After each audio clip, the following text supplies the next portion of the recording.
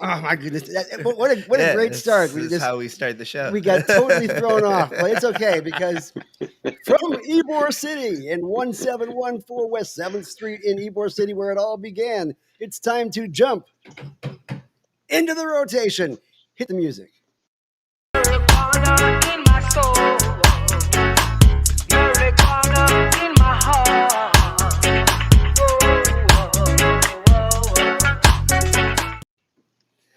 Okay, what a special day. But first, let's go ahead and introduce us because we're the ones who started here. Uh, I'm My name is Gary. So I am the political director here for Suncoast NORML and the official token Jew here. To my right, of course, is Carlos Ermida, our deputy director, and the person with all the answers but constantly forgets the questions. Mm-hmm. And where am I? Exactly. What's going on? And from our nation's capital, up on the upper right-hand side, we have hitting below the beltway, Chris Cano, our executive director, and I'm already screwing up. Isn't that fantastic? And in the secret square below, we have a very, very special guest. But before we introduce him, we want to introduce something that one of our legislators had said earlier in the last election. Go ahead. Are you satisfied with the pace with which the People's Amendment to get medical marijuana into the state has been going? And two, do you support any form of legalization for recreational marijuana?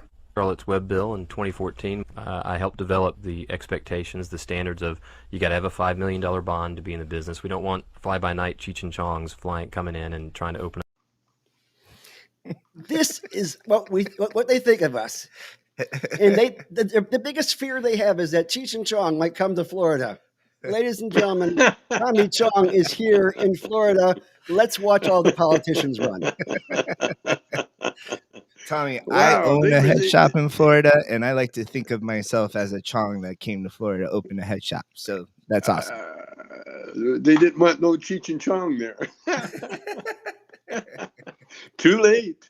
And this was the guy who set it up so you had to have a $5 million bond, and absolutely no mom and pop could possibly come to Florida.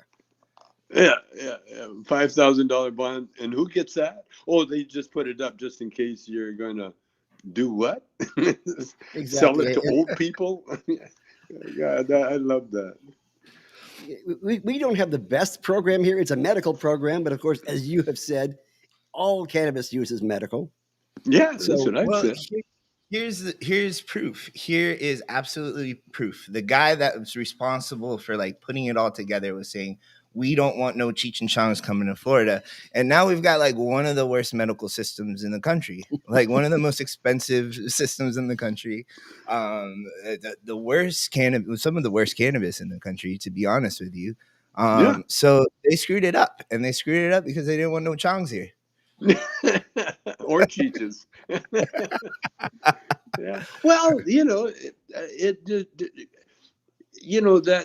mindset. You got to remember, this has been going on for over 80 years. The big lie. Can you imagine? They started. They lied because they couldn't keep alcohol illegal.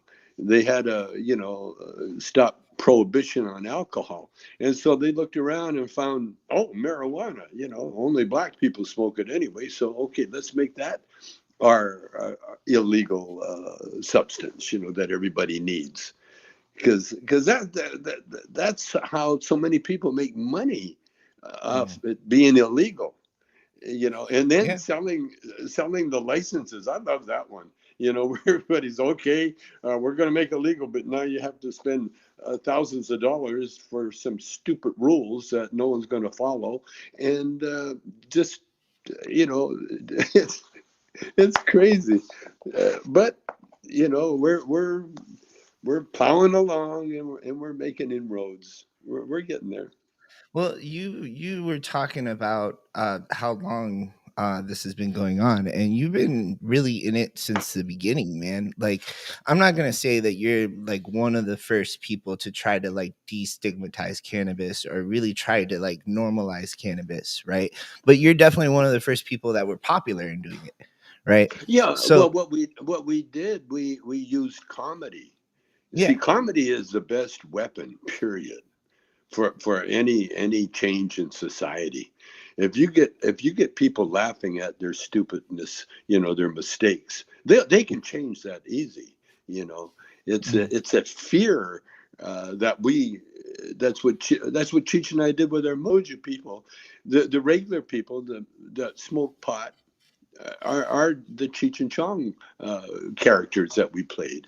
They're across the board. That's why we're so popular and still so popular, because we were everybody's dad, uncle, cousin, brother, friend.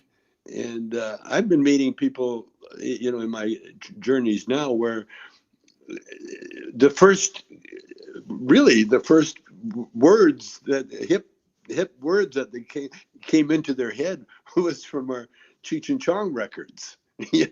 And so when you start changing minds at when they're 5-6 years old, you're on to something. And here we are, years later.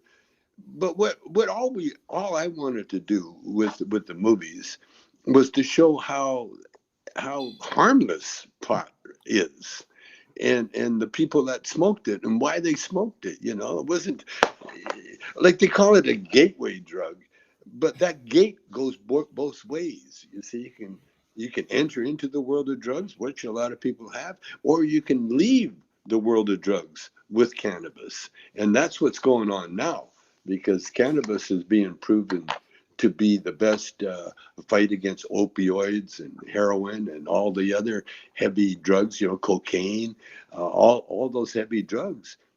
You can get off it with cannabis, because cannabis, you can't remember shit. You see, so once you smoke enough cannabis, you can't remember your own name, let alone what drugs you used to do. Yeah, I remember back in high school, I was the first one to get Big Bamboo and tried to use the paper that it came with. I love that. I love that. I love And seeing that was our recreational days. We never even thought about it as medicinal at that point in time. Did you? No. I didn't realize until I got cancer, and then I got on opioids because it was serious stuff, and they had me hooked up to a system where I'd hit a button. It was all intravenous, and I'd just hit a button, and that I was banging on that button like a drummer, boom, boom, boom. But when I got off it, I had to get off it. I went to CBD injections. I injected CBD, and then I started not smoking like a junkie, smoking like I usually do. A couple of tokes, put it out. That's the way I always did. But what it does, it calms the mind, and that's the greatest thing about cannabis, because people use meditation, they use religion, they use all sorts of drugs to calm the mind, and that's what the alcoholics do. That's why you get hooked on alcohol. That's why Hemingway was such an alcoholic, because he had to get out of his own way in order to write his books. But now you got cannabis, but that will put you into that state, and you wake up in the morning, you don't have a hangover, you don't have anything, you feel it makes great. me wonder, you say something like that, and like I think if Hemingway smoked weed, how many more books would we have? Can you imagine? Put that rifle away and take a toke, or take a shotgun for that matter. Yeah. Gary with the pun. I love it. Oh, geez, Gary.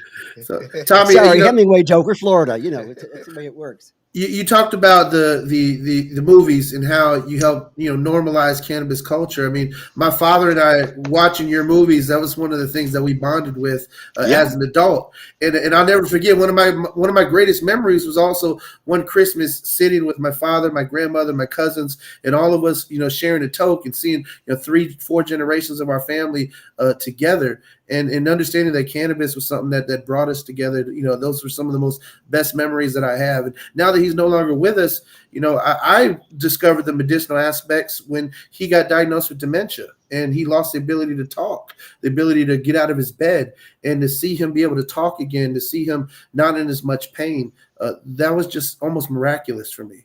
And because he smoked up, and he regained his voice. Wow. yeah, it was the RSO. It was the high grade, just that powerful cannabis oil that really helped give him the ability to speak after he had lost it for so many years. Isn't that amazing? Yeah. Of course, the downside is Chris got arrested for picking up the stuff for him.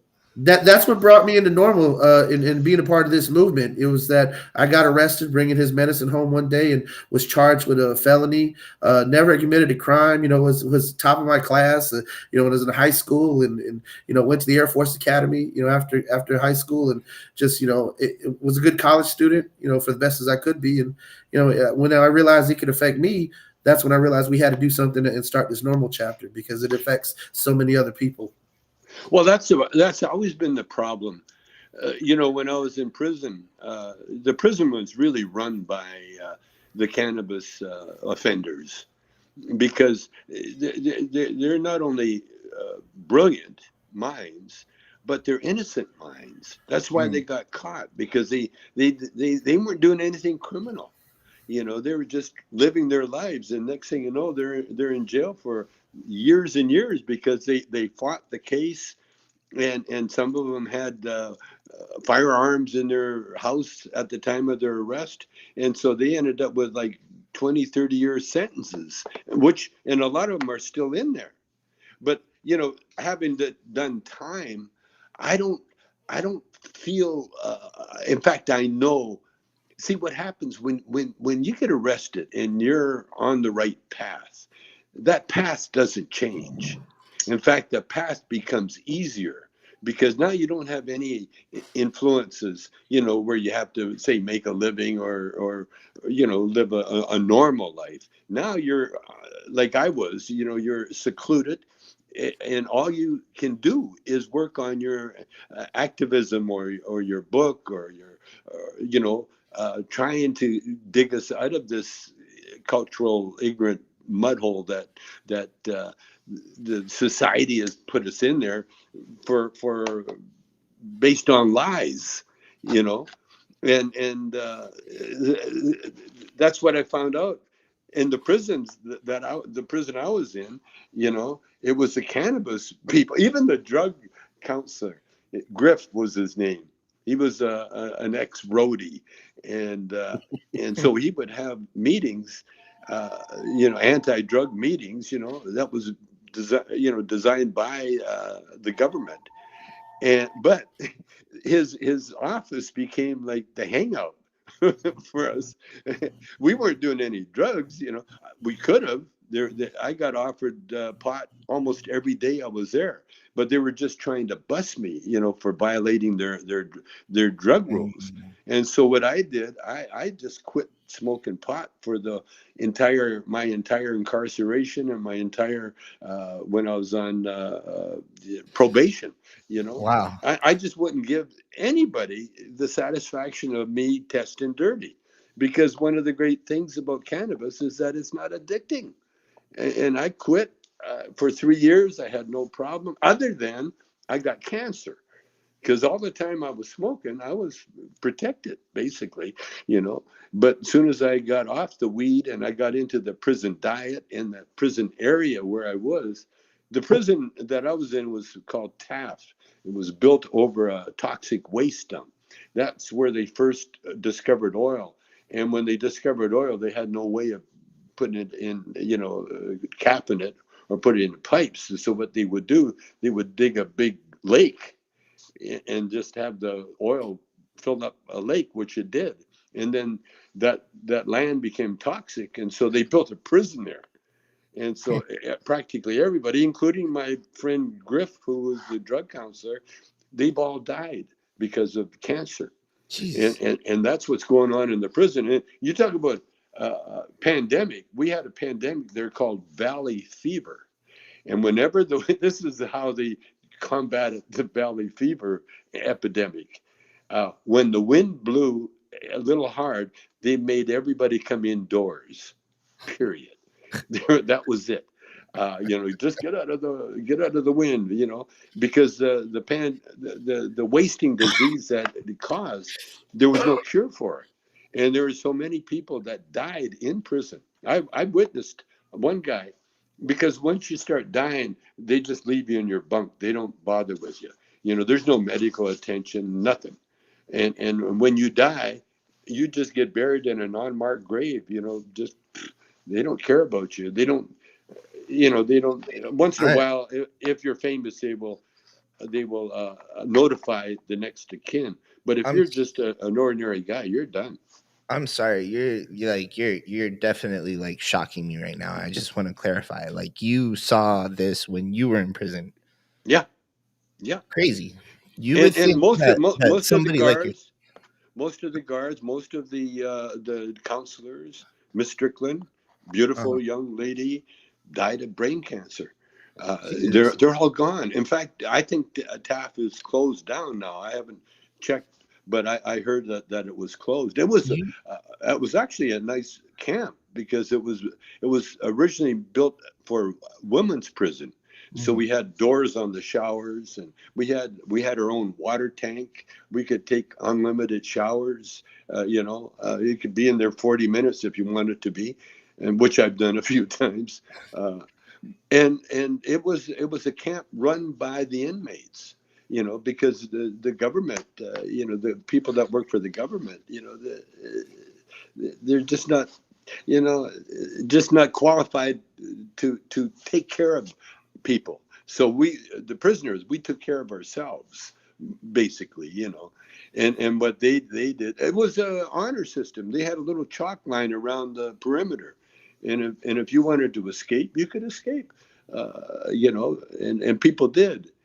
And there's so many good stories that I got out of it. That's like shocking. Like you hear about somebody like yourself getting arrested, and you're like, oh man, minimum security. This guy's going to like a beach resort of prisons, and he's gonna have a good time. And but apparently no. Like apparently No. like you were fucking like some radioactive type shit. Like Yeah. And they failed to acknowledge it, wow. to this day. And so when I was there, the reason I enjoyed my stay so much, I was like embedded with the troops. you know I was in there for 9 months, and I'm not a criminal. See, and I had no criminal instincts or habits, and so when I went in Yeah. there, I was an innocent for every Real quick, because like we were kind of discussing what led for you to go into prison. Like it was literally a joke you told, right? Oh yeah, no. What happened? Bush was going uh, all out on the Iraqi war. Sound familiar?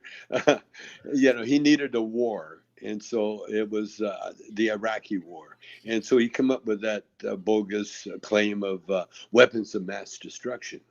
And so when they busted me, uh, my lawyers immediately told me, "Don't say a word; they'll hold it against you." But I couldn't help it, because when the press asked me, and I told them, "Well, the only weapons of mass destruction they found were my bongs," and and and it got a laugh, but it Yeah. also got me 9 months in jail.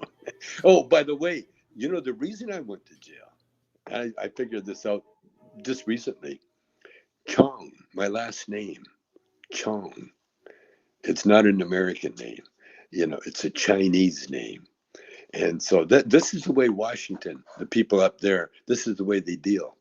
You know, if you're not white and Caucasian, you're going to do you're going to do time. Yeah, yeah. And There's no doubt about it.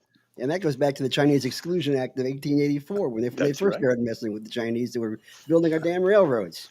Well, Yeah. also the disparities between African Americans, the Latino community, especially in federal sentencing, and especially around cannabis. You see them throwing the book at minorities, and you see these farmer bros getting a free pass, even making billions of dollars in the cannabis industry now.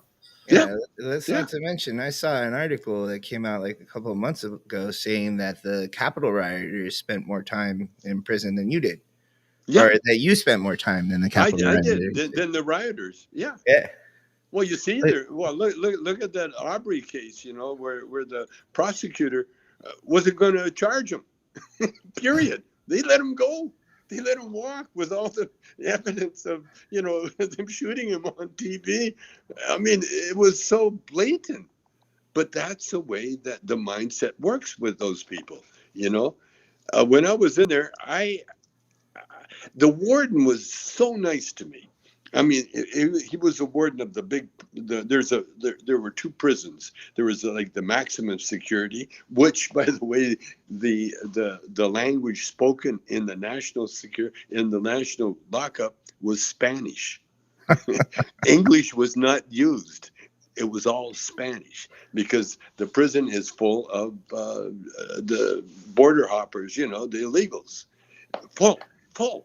And the reason, listen to this, the reason it's so full was that a lot of them, not all, but a lot of them are there to get life-saving medical procedures done. If you are in a federal prison, it's by law that they have to take care of your medical needs, whatever they are. Open heart surgery, done. Anything like that, it's done. As long as you got federal time. See, that's why Aubrey's those people, they were trying so hard to get federal time because they're locked up in a you know, a regular, what do you call it, not a federal, the state prison. And state prisons are hellholes. Oh, the worst of the worst. Federal prisons, you can have a sweat lodge, which we had.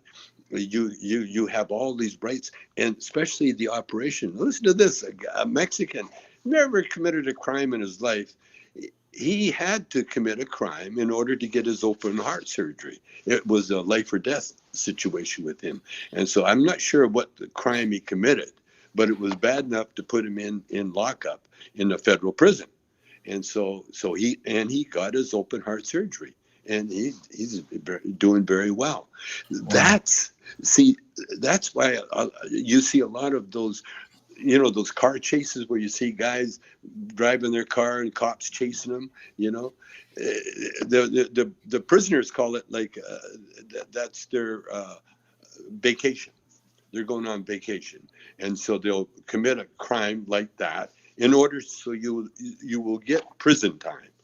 Because when you get prison time here in America, you get clean clothes, you get food, you get showers, you get protection. You know, you're under lock and key, you're under the gun, and all you have to do is mind your own business. Because there's so many people in there, they can't single you out. You know, unless they single you out. But you know who does the worst time is the guards. The prison guards, man. They have to wear uniforms. They have to walk around. You know, I used to lay suntan, and I'd pretend the guards were like bathroom, beach attendants. Yeah. And I would say, "Excuse me, could you give me a towel or some sunscreen?" You know, they wouldn't hear it, but it was we had a lot of fun with them. Well, I mean, what does that say about this country where, you know, people are literally committing crimes to get their health care taken care of? Yeah. I mean, that's ludicrous. And then, you know, you talk about the guards. I used to work in a private youth prison and you know, in Florida, in Tampa, and just seeing how, you know, teenagers who are, you know, you're trying to get them on the right path, but then they're paying the people working in the jail $9 an hour. And it's like, where's the quality? You know, it's just it's ludicrous to see how, you know, it gets worse the farther down you go. Federal prison seems to be, you know, you have rights, and then, you know, you get to the you know, state prisons. We had a guest on last week. He served 32 years in prison from a 90-year sentence for cannabis smuggling. And you know, in state prisons where there's no AC in Florida. That's just ludicrous. Yeah, well, that's how slavery is still alive, you know, because I had a buddy, he's a golf caddy now for Harris English, Eric Larson. Now, Larson, he fought his case because he was innocent. It was a cocaine case, and he was a user, but they busted his dealer. And they gave her a deal. You give us a name, and you won't do the 20 years that you're looking at. You'll do a couple and you'll be out. Well, Larson, he was one of the names that she gave him, and he was just a user. He was not a dealer in any sense of the word. So he fought the case, and he won the first case, but it broke him. And then the feds refiled the charges. You talk about double jeopardy. They just refiled and called it something else. It's the same thing. And so he had no money to fight it, and he ended up getting 14 years for using. Now, what he did, and we should do a book about this, because they put him, because he was so intelligent, that they put him in the prisons where they're making missiles for the war, and so he was in like a bomb factory, and that's what they do with prisons. You sit in there. If you got half a brain, you work as a slave labor, making missiles for the armed forces. Speaking of Tampa jail, I had to bring this up because back in the early 70s, you and Cheech came to perform over here in Tampa, and you got arrested on obscenity charges. Not for smoking cannabis or anything like that, but for obscenity charges. Tell us what happened there. It was a scam. What's his name? What's the guy he showed his wiener? He died in France. Jim Morrison.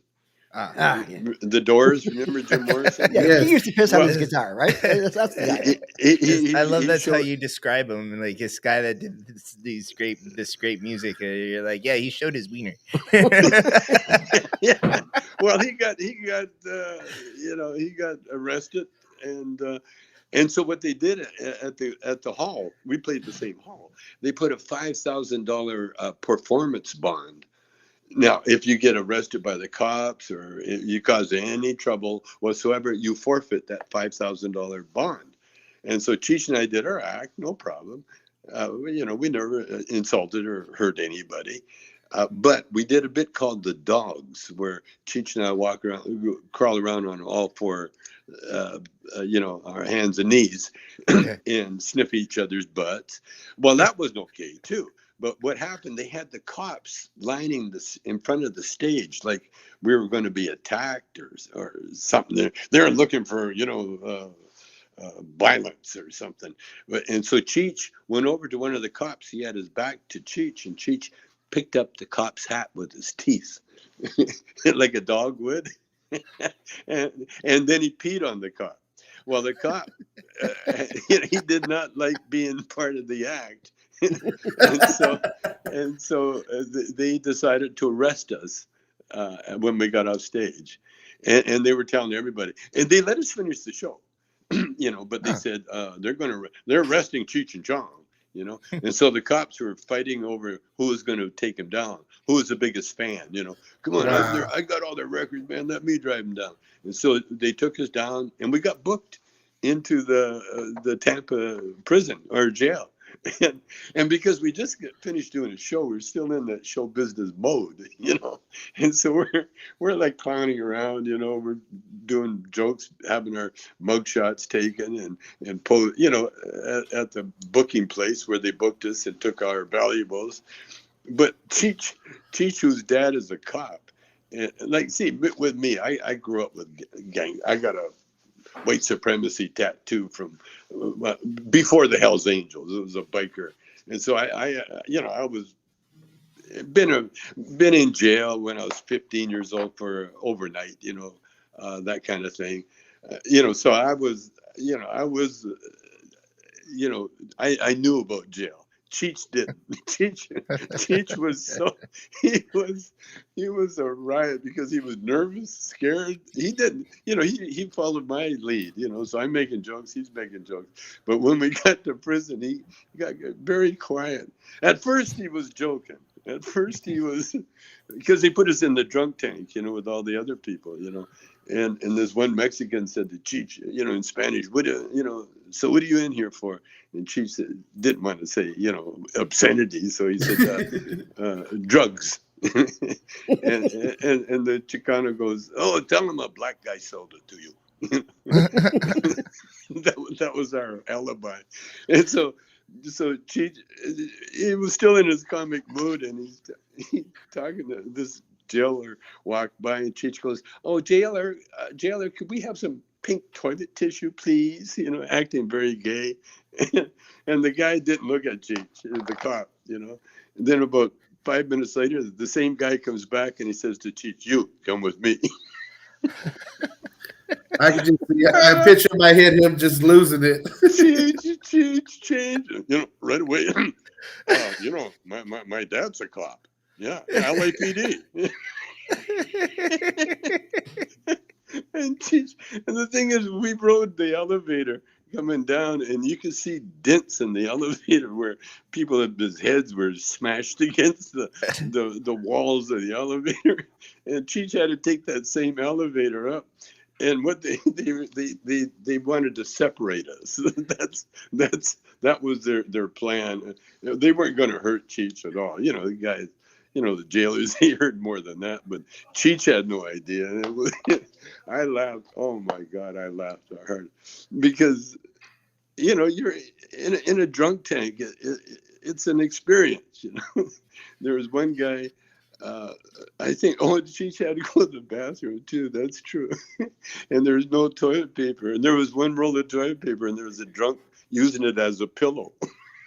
And so Cheech says, "I need toilet paper." And I said, "Well, I don't want to wake the guy."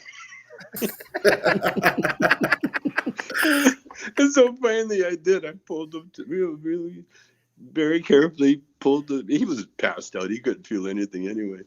But oh man, I mean, it was a farce. It was funny. And then we got out, and no problem. The guy made us $5,000, and we got out on bail. And I think they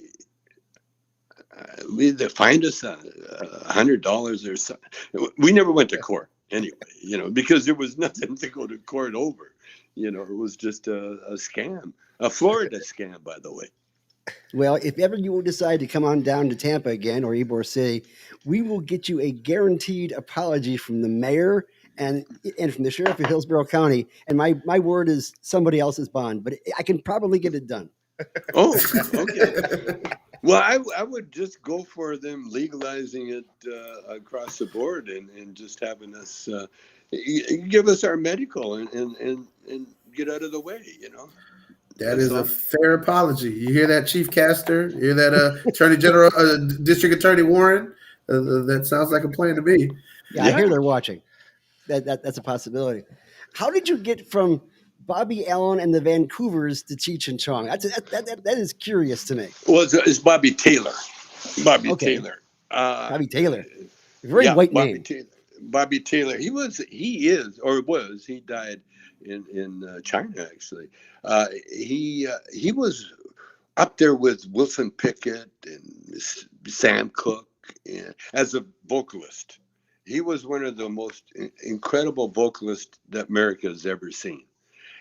But he was also like a small-time ghetto gangster kind of guy, And there's Harlem is full of these people that had not been for their criminal activities, they would have been bigger than Marvin Gaye, and that was Bobby. He was that kind of singer. And when we found him, our drummer quit, and we were actually calling Bobby looking for a drummer. And Bobby said, "Hey man, motherfucker, I can play drums." And so we said, "Well, great, come on up." And so he came up initially as a drummer for the group, but then of course he, with his vocal thing, he never had a chance to play drums.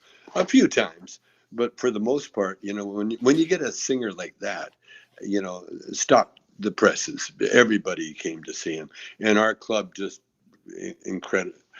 We started looking for a bigger club because we were packing them in like crazy just to hear Bobby. And so when the Supremes heard Bobby, and the rest of us, of course, they signed us right away, or they had Barry Gordy fly in and sign us. And then we went to Detroit, and we recorded a record called "Does Your Mama Know About Me," which I wrote. And then they kind of, put us out there with the rest of them. And we were like a one-hit wonder. We never had a second one hit. And so eventually I got fired from a road manager.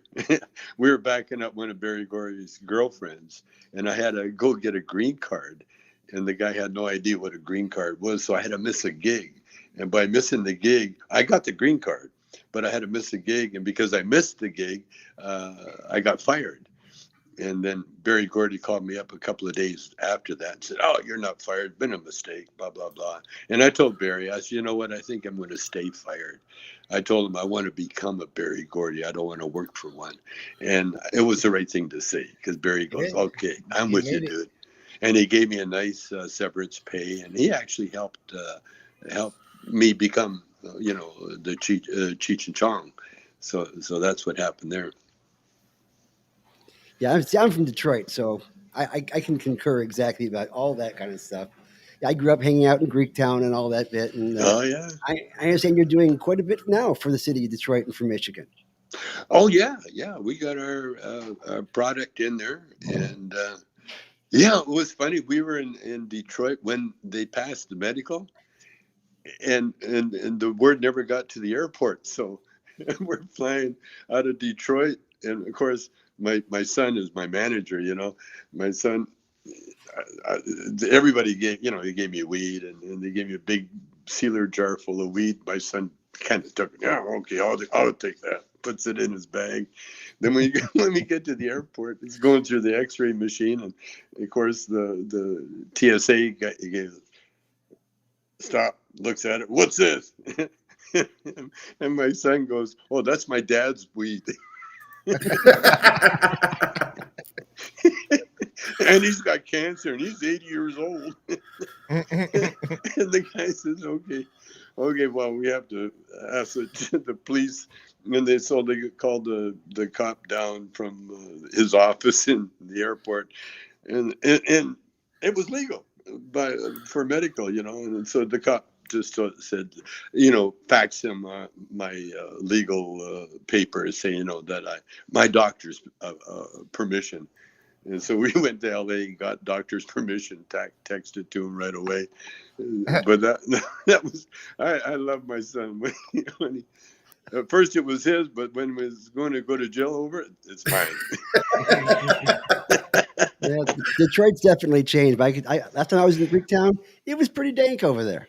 Yeah. I was surprised. You probably never got to the head shop in Greektown, did you?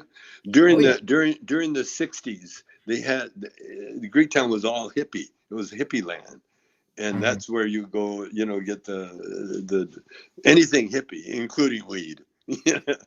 Yeah, Detroit was cool, man.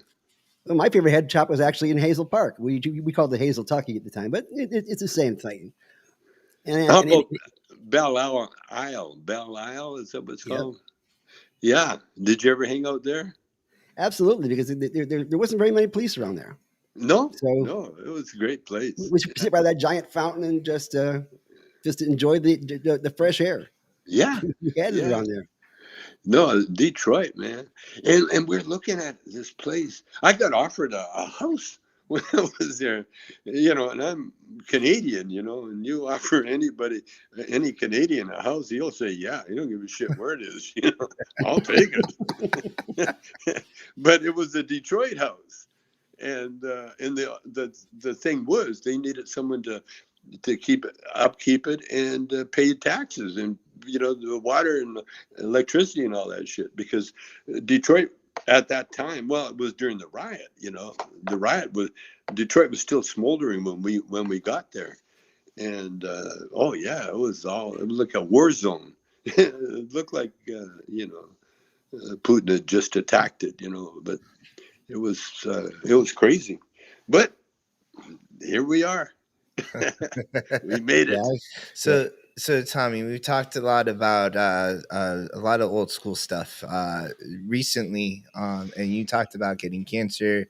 I want to talk about your whole plight into medical marijuana, right? I swear this is the first time I ever heard that you can stick RSO up your butt It was like a news news interview that you were doing. Can you tell me your experience with cancer and using RSO to cure yourself? Yeah, You don't have to stick anything up your butt right now, I but don't. I don't have a butt to stick up. No, I'm serious. They shut off that exit, the doctors, and so oh really? I got a bag, a colostomy bag, because from the cancer I got originally was prostate, Uh-huh. and if you haven't had prostate and you do get it, do not get a biopsy. Uh-huh. Do not, a biopsy is when they take a chunk of your flesh and they give it to the lab, and the lab looks at the thing and says, "Oh, you got cancer." Mhm. Don't get a biopsy, because Why when not? in doing so, because the cancer cells are microscopic, and so they spread. When you take a chunk of cancerous whatever, if it's not frozen immediately, it will spread. And that's what happened to me, and that's what happened to a lot of people that Wow. got biopsies, Wow. and that's how it got bad. The thing to do is listen to your doctor, of course, but when he says biopsy, go, no, thank you. You can tell. We've got all the computers and stuff to tell whether you have cancer. So what happened with me, I had prostate cancer, but the doctor, one of the doctors said, it's a slow acting, and you'll probably die of something else first. That cheery thing they give you. You'll probably be dead before this cancer really acts up. So we're not going to do anything with it. That's originally what they told me, but then with the biopsy, my rectum got infected. And so I had rectal cancer. Now that's a whole different number. That's when they stick the proctologist sticks his finger up there and he feels the tumor, and he goes, "Yep, you got it." And then I went in for the operation, and luckily I went to two doctors. The first doctor wasn't the best choice, but a friend of mine, a plastic surgeon friend of mine, his office was above it, and so we wanted to find out right away if I had rectal cancer, and so he sent me down there. And the guy did the old-fashioned, finger up the butt, and yes, I got it. You got it. Then he started giving me the talk. The talk is, okay, if you got rectal cancer, here's how we're going to get it out of you. And they're going to cut it out, and they got to do this whole rigmarole thing. It's a horrible, horrible thing to do. In fact, most people say, forget it. I ain't going through it. Luckily, or, the changes have been made. We found a doctor that operated with a computer. So there's no cutting open. You go in there with the computer and the camera, and you go in there and they just do a surgical cut, which they did with me. And he was the best doctor. The doctor that gave me the talk, we said thank you, but no thank you. And we went to the specialist, and he cut it out and sewed it up, and I'm cancer free. Now I do have a bag. I do have the colostomy bag, but being a comedian, I immediately named it the Trump. That's hilarious. And I was going to put his face on the bags, but then it was too much publicity for Trump, and too much for the laugh. I did a few shows, but I never got called back to do any more. but I kind of slipped that bit in there on Canadian television one time. I haven't been back since, by the way. But yeah, it's I got the bag, and once I got the bag, I had another friend who's another friend, associate of his, had the bag, and he's still alive. Thing is, when you get that bypass, the colostomy bag, it really does save lives. And there's been kids grow up with the bag all their Oh, yeah. life. and you're totally fine. I think in some ways you're more protected, because you really you got no choice to watch what you eat, because you can see it right after, if you want to, you know.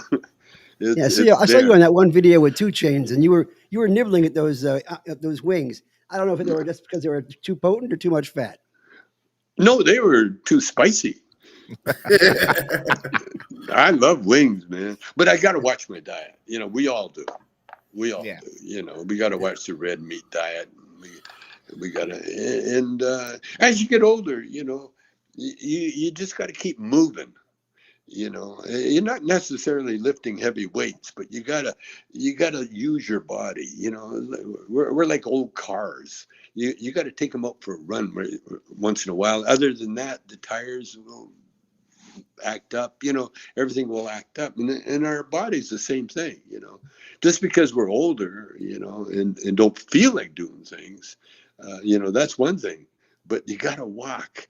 You got to walk. Luckily, I got this young, gorgeous wife that, as I get older, I get more secluded. If you're a comedian like I am, you notice a change in people. Like people will talk about you in front of you. Oh, yeah. And sometimes it's you're the reason of an argument. Well, I've looked after him long enough. What the hell? Don't we have anybody else we can get him? It's like, it's not my turn, it's your turn. Yeah. Well, I used to do a joke about depends, and say, hey, who's going to change grandpa? Depends.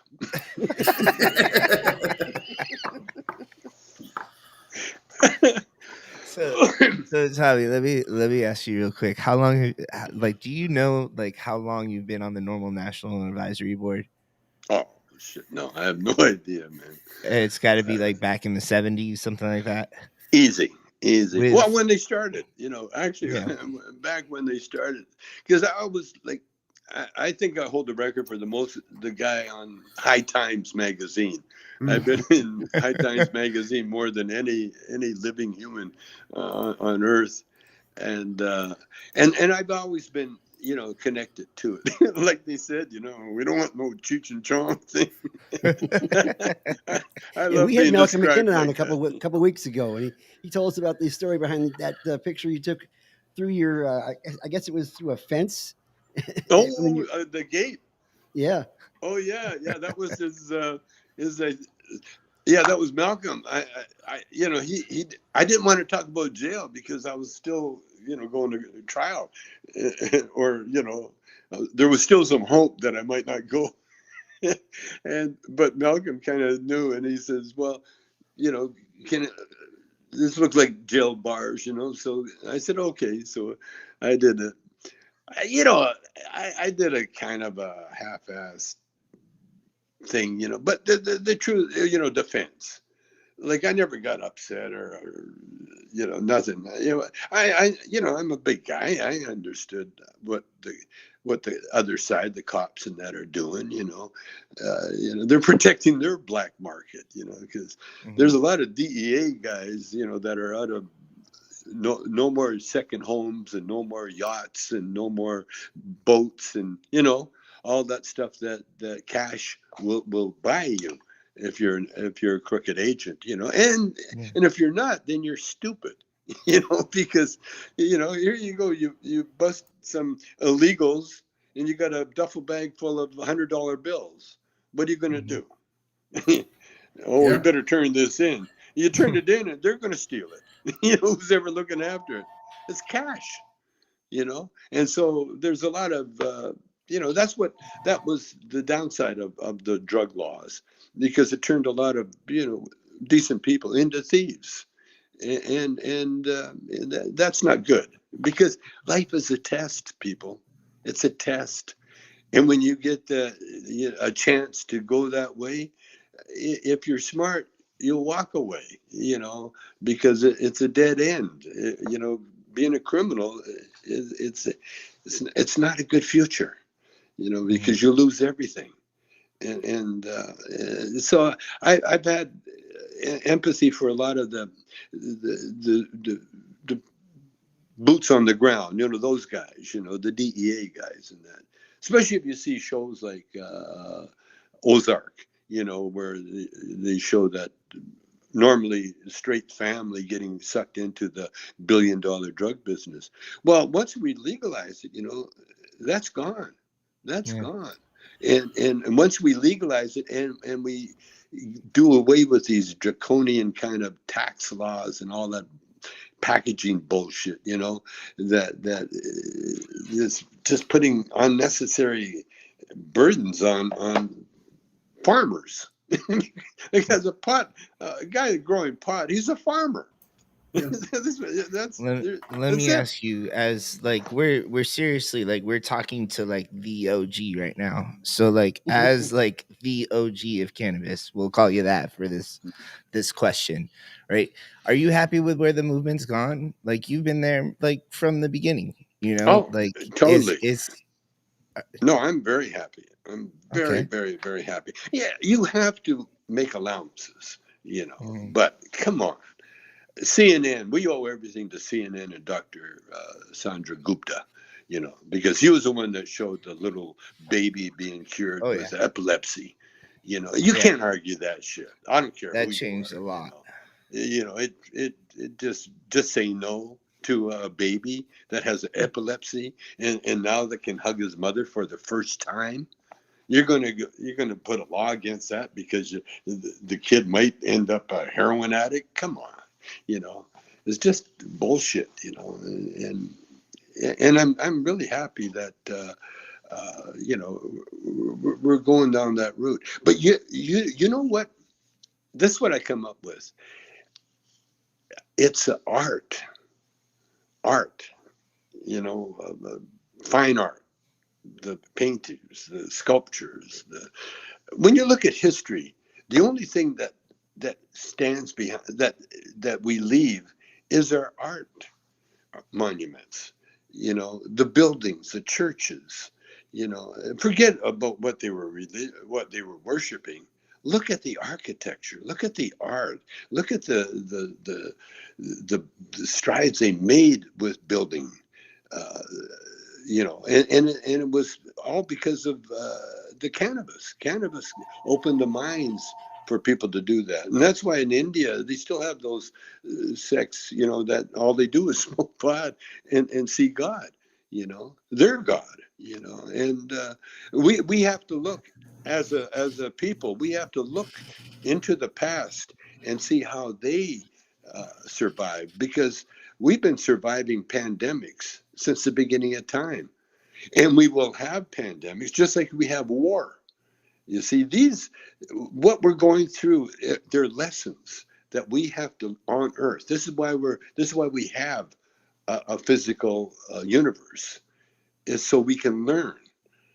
Because in the spiritual world, there's no want, need, or desire. And by the way, I figured out the spiritual world is the opposite of the physical world. And so in the physical world, there's no end to it. I'm watching a show last night called The Black Hole. And apparently we got quite a few black holes in this universe. And they're bigger, and you can't explain them other than it looks like a drain in a sink, where you pull the plug and everything goes down the drain. That's what it looks like, the universe, how it recycles itself. But the spiritual world is the opposite of that. And so when you got a physical world, which has everything big, everything huge, measuring in how fast light can travel in a year. That's our way of measuring things, and we still can't. There is no end to it. But so with the opposite of everything is the spiritual world, which is nothing. Isn't that amazing? Like, there's nothing. There's no need, want, desire in the physical world. There's just love. And what love is just being. It's knowledge. You see, in the physical world, we have opposites. You know, you can't have one without the other. You can't have up without down. You can't have right without wrong. That's why when they do the polls and they find out, oh, the 30% or 25 or 30% still believe the election was stolen. Well, yeah, those people will be there, or that number will be there forever, because that's the balance that's ignorance. You need that ignorance in order to have the answer, the intelligence. You need dumb. If you don't have dumb, you don't have intelligence. There's no reason. See, and so that's what we're living in now, and weed. The way marijuana works, it makes you, it puts you in the moment. Now, it doesn't matter what that moment is, but you're in the moment. You could be robbing a bank and you smoke a joint, and all of a sudden, boom, you get a better idea how to do it. You know? And sometimes you might think, this isn't wrong. I shouldn't be doing this shit. You know? And you leave. But weed is a gift from God.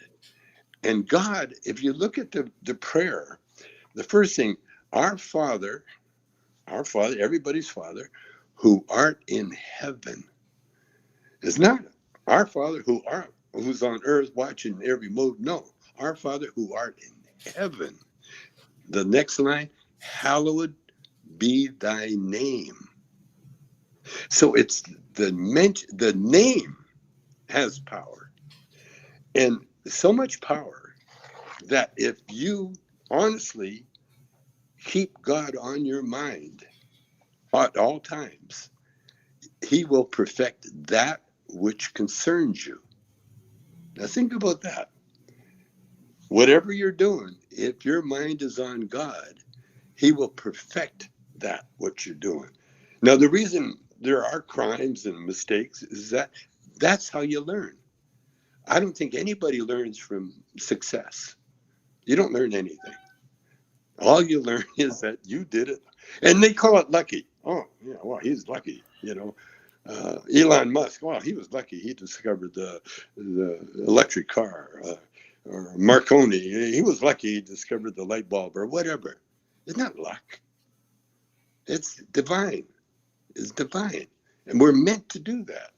And that's what humans are. We're workers. We're here to make our life better and to show people that if you're going to make it worse, this is what happens to you. You know what I mean? So you got a choice. You know, you can go, and that's the great thing about the freedoms that we have. We have a freedom to do whatever we feel is necessary for us to learn. And if it makes mistakes, and we will make mistakes, you can be a saint 1 second and then the worst guy on earth the next second. It depends on your choice. It's that damn free will, isn't it?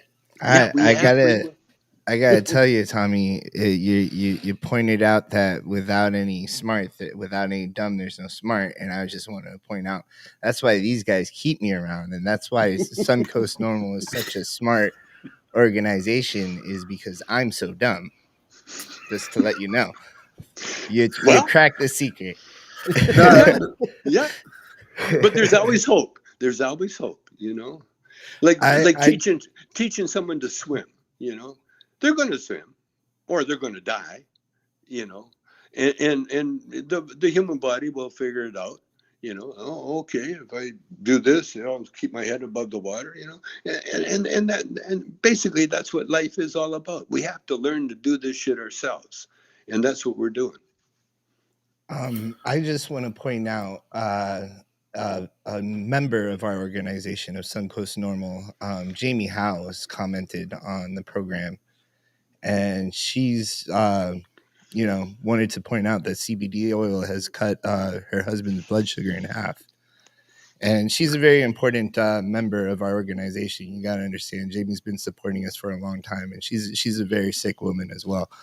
So I just wanted to point that out to you. I know that you've got your CBD company that you're promoting, and I just wanted to take a moment and let people know about your CBD, and I love it. Like when I get asked, what do you want? What do you want? What do you want?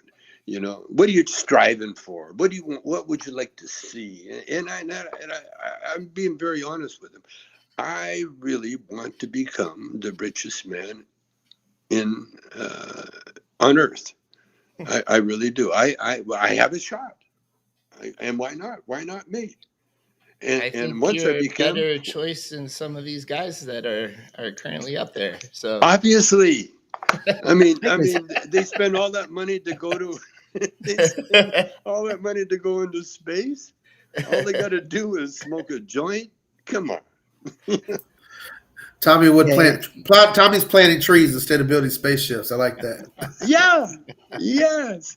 No, you can have your spaceship, but it's just like this war that's going on. It's old fashioned. What we're seeing now is very old fashioned, and it's like, it's like, oh, we're still doing this. Only we're doing it in the daytime. We're doing the light, and there's really no reason for Putin to attack the Ukraine.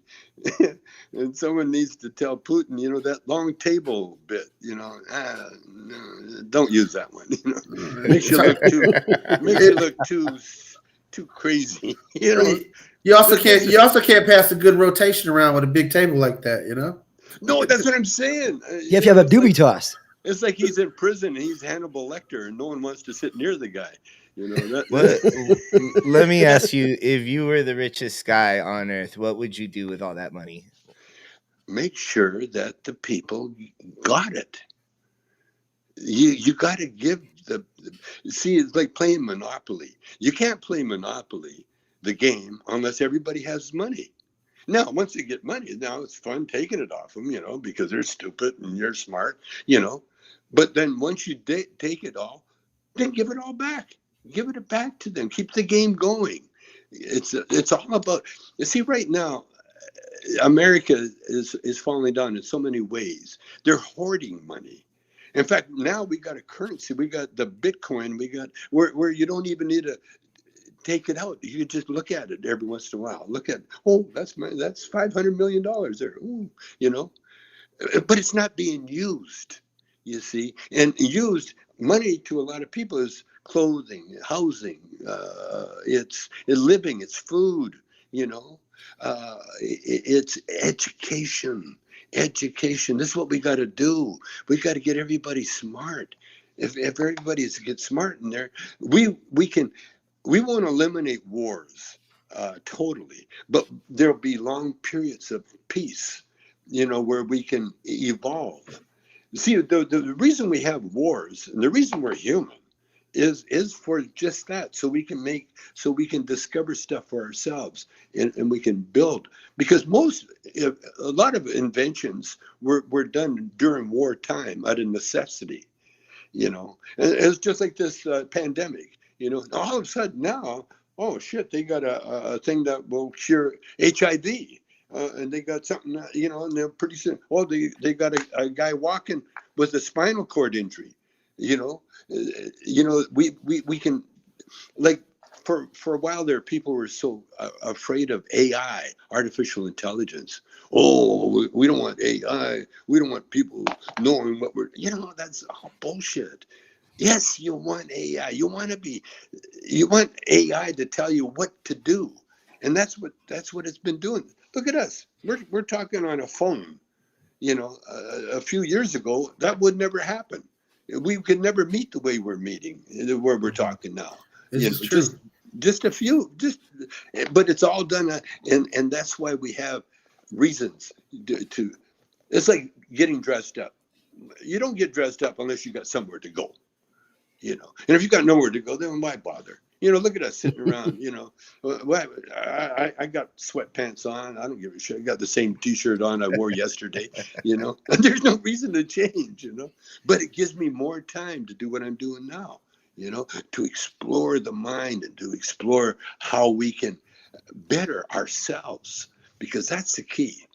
You better yourself. Like when you go to a gym, when you take yoga, they always tell you to stay on your towel, stay on your own towel. And what they're saying is that just be concerned with yourself. You see, and this is what we need with our population now. We have to, each of us have to be the best we person that we can. And that way, in every which way, you know, like my wife, the most thing I admire her is that she never stops learning. She is always taking an art class, a dance class, some tango class. She's taken everything, and she looks incredible for compared to other ladies her age, other people her age, and that. So is she the one that got you on Dancing with the Stars? She is. She's the one. And I'm telling you, man, that was the hardest goddamn thing I've ever done in my life, man.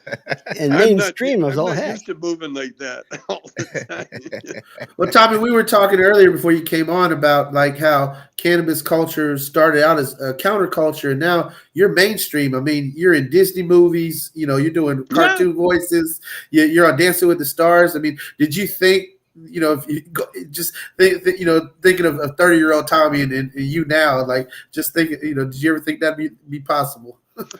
You know, I've never had that feeling that I was doing anything wrong.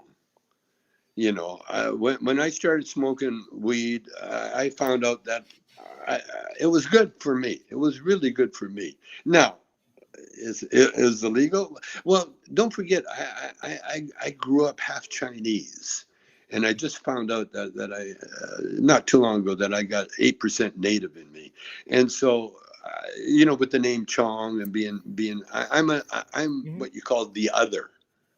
So I've always been put in that category all my life. From the teachers to the playmates, and I don't know. I wrote in my book one time,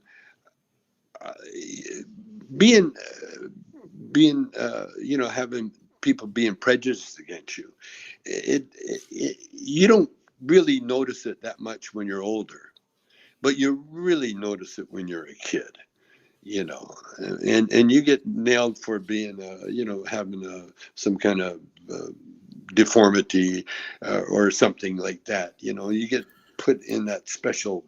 In fact, we had a class in school called the special class. It was for people that were a bit retarded, or you know, have mental issues, or you know, something going on. I was actually put in that special class for my first 2 weeks of public school because they didn't realize I had test scores. So they discovered after 2 weeks in the special class, something's wrong with this kid. He's smart. So I went from special to gifted. I never got to go to regular classes. Yeah, you never got to the regular. Yeah, well, that's what when I was a kid. When I was a kid, it was a neighborhood thing.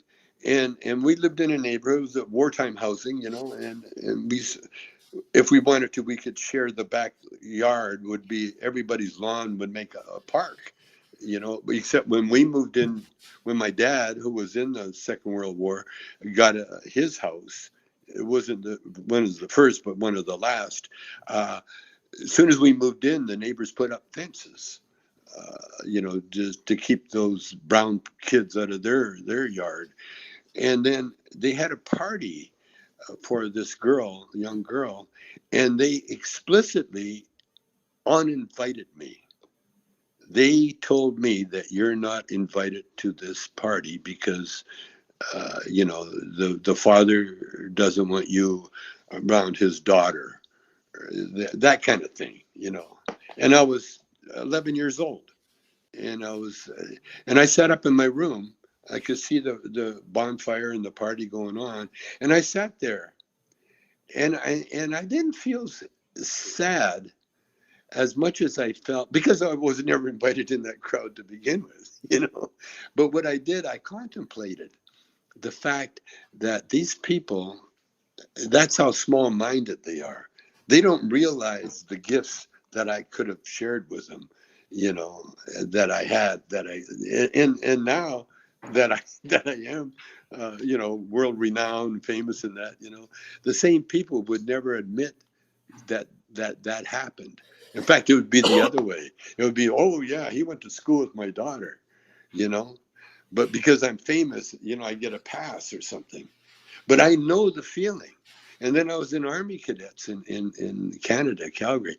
And I found out just recently, you don't realize people are prejudiced until you learn. You have to learn about that. And you say, oh, that's why, people treated me different. No, yeah, I get it, And that's why my first wife was black, because it was a black crowd or yeah, that took me in.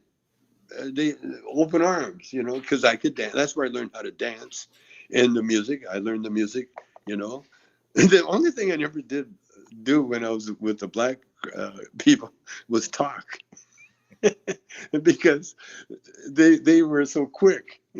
They were always, telling the joke or the story or anything else.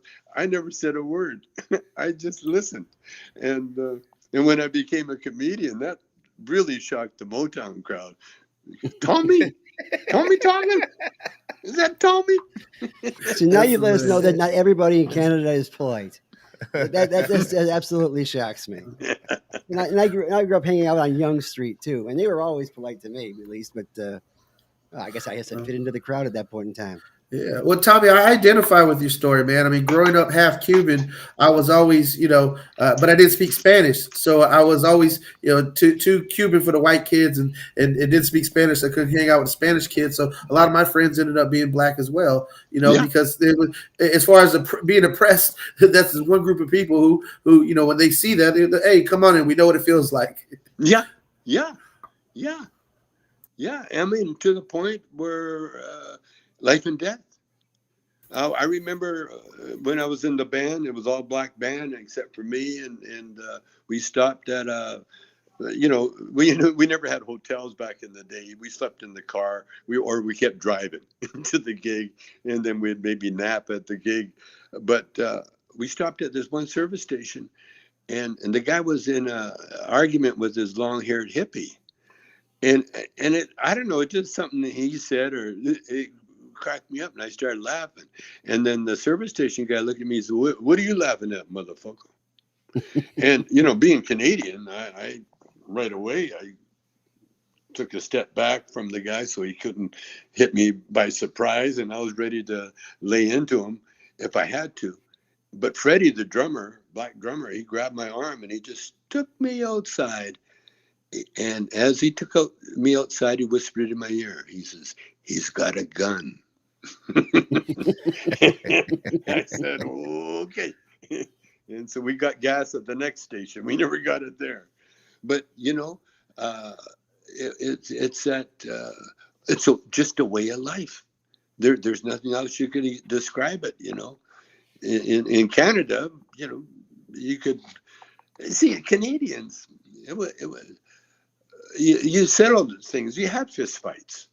That's how you settle shit, And that's how my brother, that's what he got respect, because they called him a chinky Chinaman, something like that. There, they would get through the first verse, okay, and the second verse it would be interrupted with a fist in the mouth, And my brother, he was one of the toughest guys in Calgary. In fact, he kind of made, the wall of fame for tough guys, My brother used to play industrial league hockey, and that was, and whenever they played the natives up in Canmore, if a fight broke out, the referees would go home. That's a hockey match. Yeah, because the natives would use the sticks as clubs, and the white guys would use whatever they had, to fight. I mean, that's the way it was. Canada was full of like guys with hockey mentality, the tough as nails. My brother was tough as nails. In fact, one time I was in the south of France, and I was in a pool, and there's a bunch of people in a hot tub, and all of a sudden, a friend of mine, you come over. There's a guy from Canada wants to meet you. And so I went over and I met him, and he says he's a doctor from Deep Cove. This is where my brother lived. He said, your brother came to me one day. He had his fist. He had soreness in his fist, and he couldn't figure out what it was, why his fist was so sore. So they give him an X-ray, and they found teeth fragments embedded in his knuckles. Wow. And once they took the teeth fragments out, he was fine. That's amazing. My brother, he was the guy. One time I had a wart in the middle of my hand. And we lived in the country, so there's no doctors or nurses or anything. But I went to school. There's no school nurses, nothing. You got sick, they sent your ass home. And so my brother looks at the wart, and he really grabbed it and bit it off.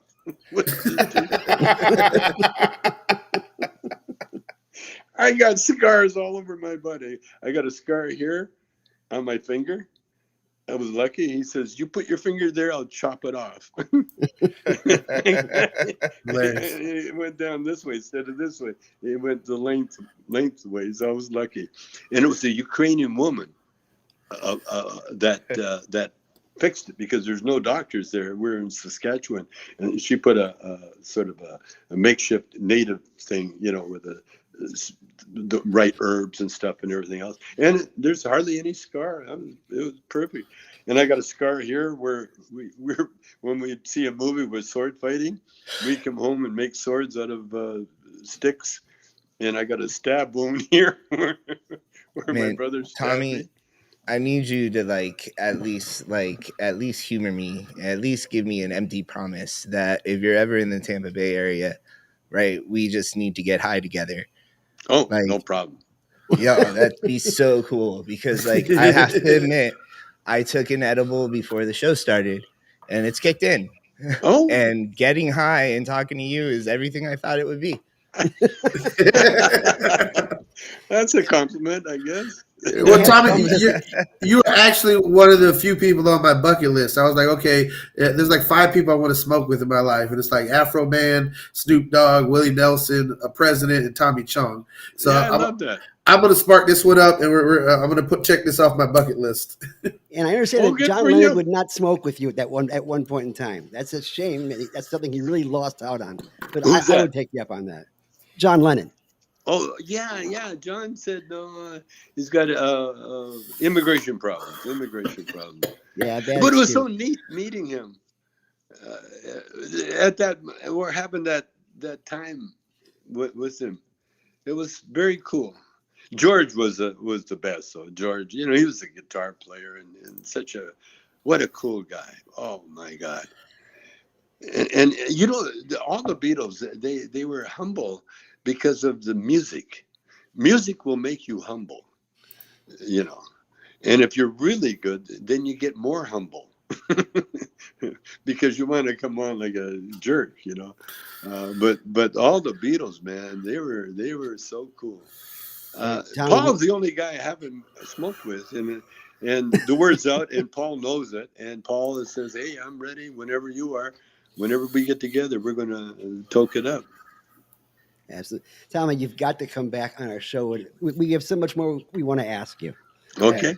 I mean, my wife, who lost her eyesight to glaucoma, she always said she never got a chance to see Up in Smoke, but she saw Quest for Fire, and was that good enough? And I said, not really. It's only in the family. But she said that Quest was incredible. Yeah, it was incredible. I love that movie. She did an absolutely wonderful job. But she said, look, if you could get him and Mr. Marin to come over and do a skit for me so that I could just hear the whole thing, I would just love it. And I told her I would ask at least, can't guarantee it. But problem. Love to do it. But if you want to come back and bring the guy from East LA, we're good with that too. Yeah, I had a lot of blind friends, like what's his name? Jose Feliciano. Jose Feliciano. Oh yeah. Yeah, I had a after hours club in Vancouver where the Vancouvers got discovered. Well, Jose would be booked into a folk club downtown, and he would do the gig, and then he would rush over to our club and play all night.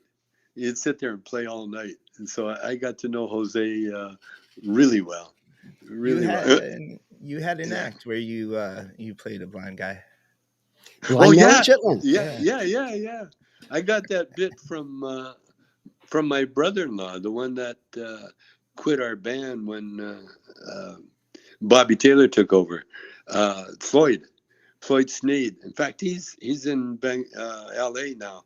He's got a little bit of a problem, and he's in an assisted living home now. But Floyd was one of the funniest guys I ever met. He was the younger brother of my first wife. And so I've known Floyd since he was about, I guess, 11 years old, something like that. I watched him grow up. In fact, I gave him his first job as a drummer. And he ended up being the drummer for Three Dog Night. And he's world known all over the world.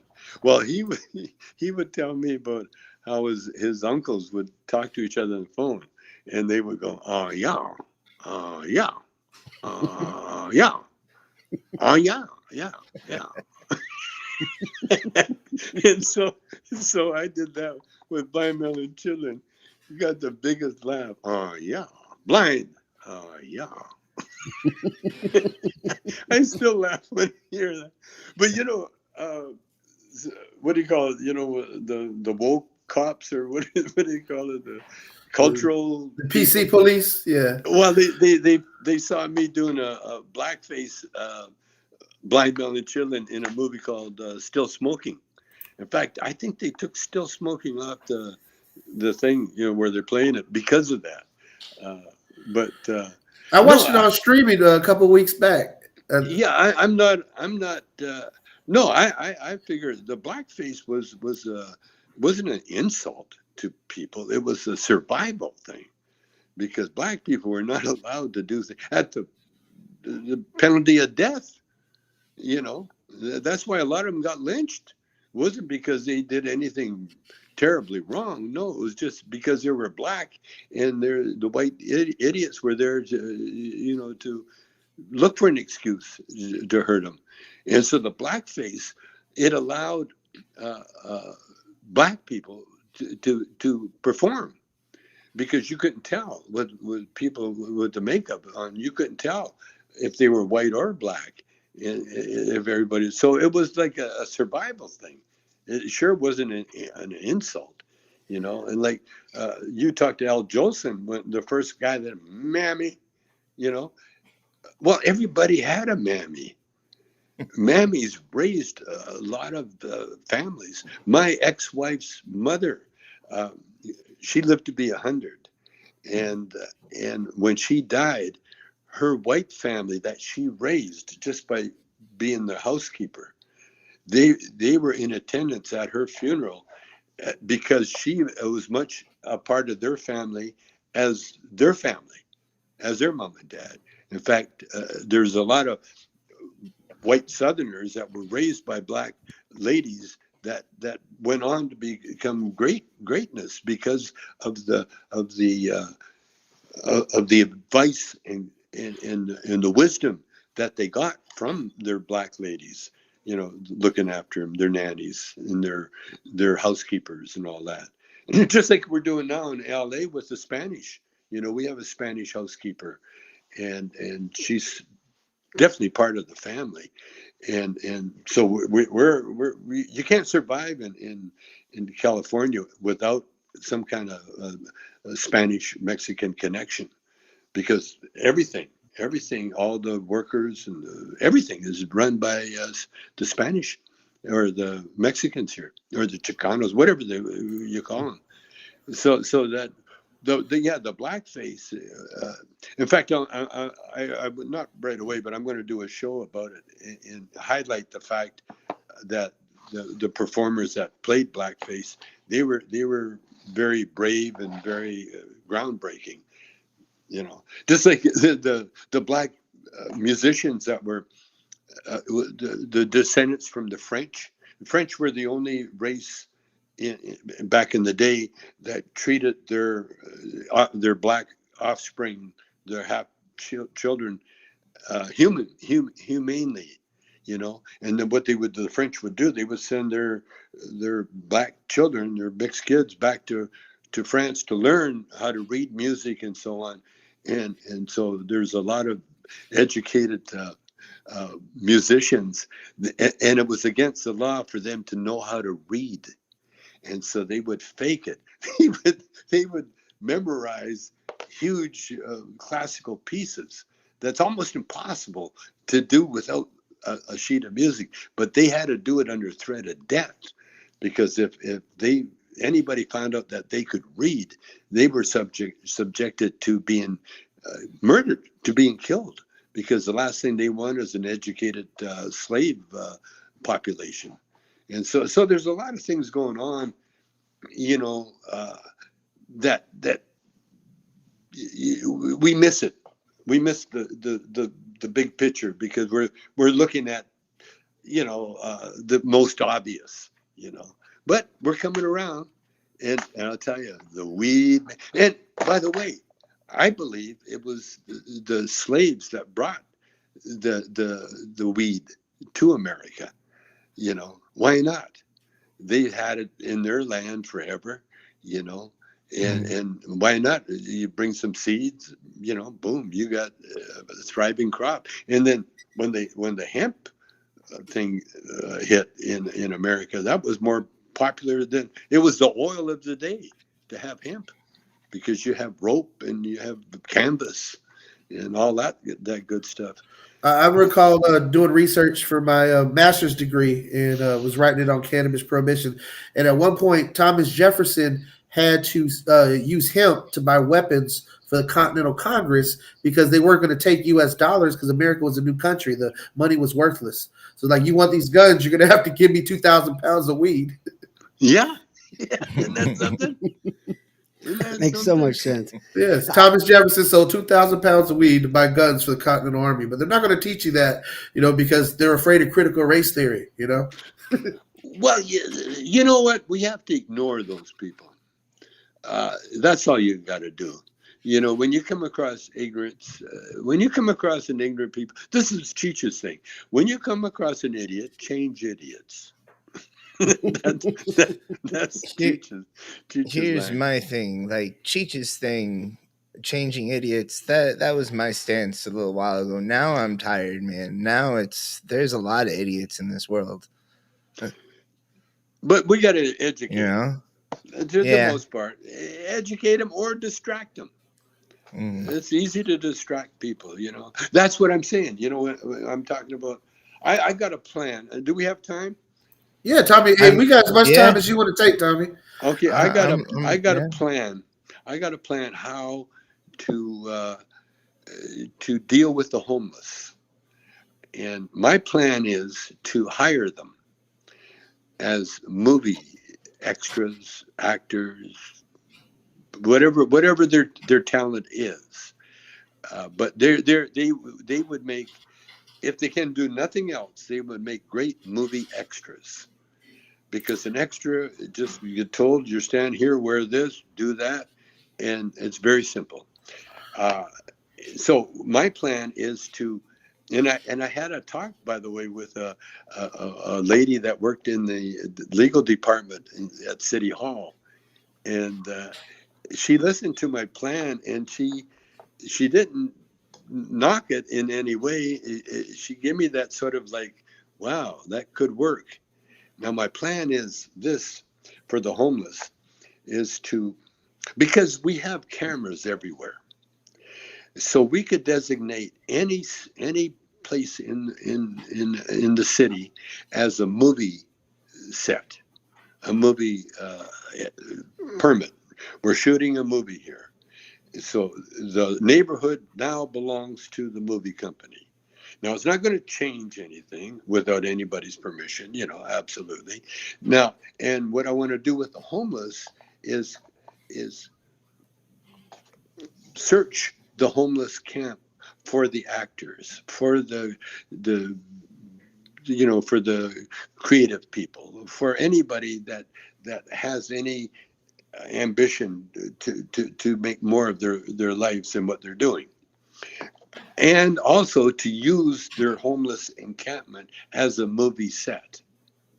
So when you're finished shooting their movie, the movie with them, because the movie is really going to be about how we've rehabilitated these people on the street. We've given them more than they need in order to, but we're also giving them a job with money. And by the way, they're all going to be in unions.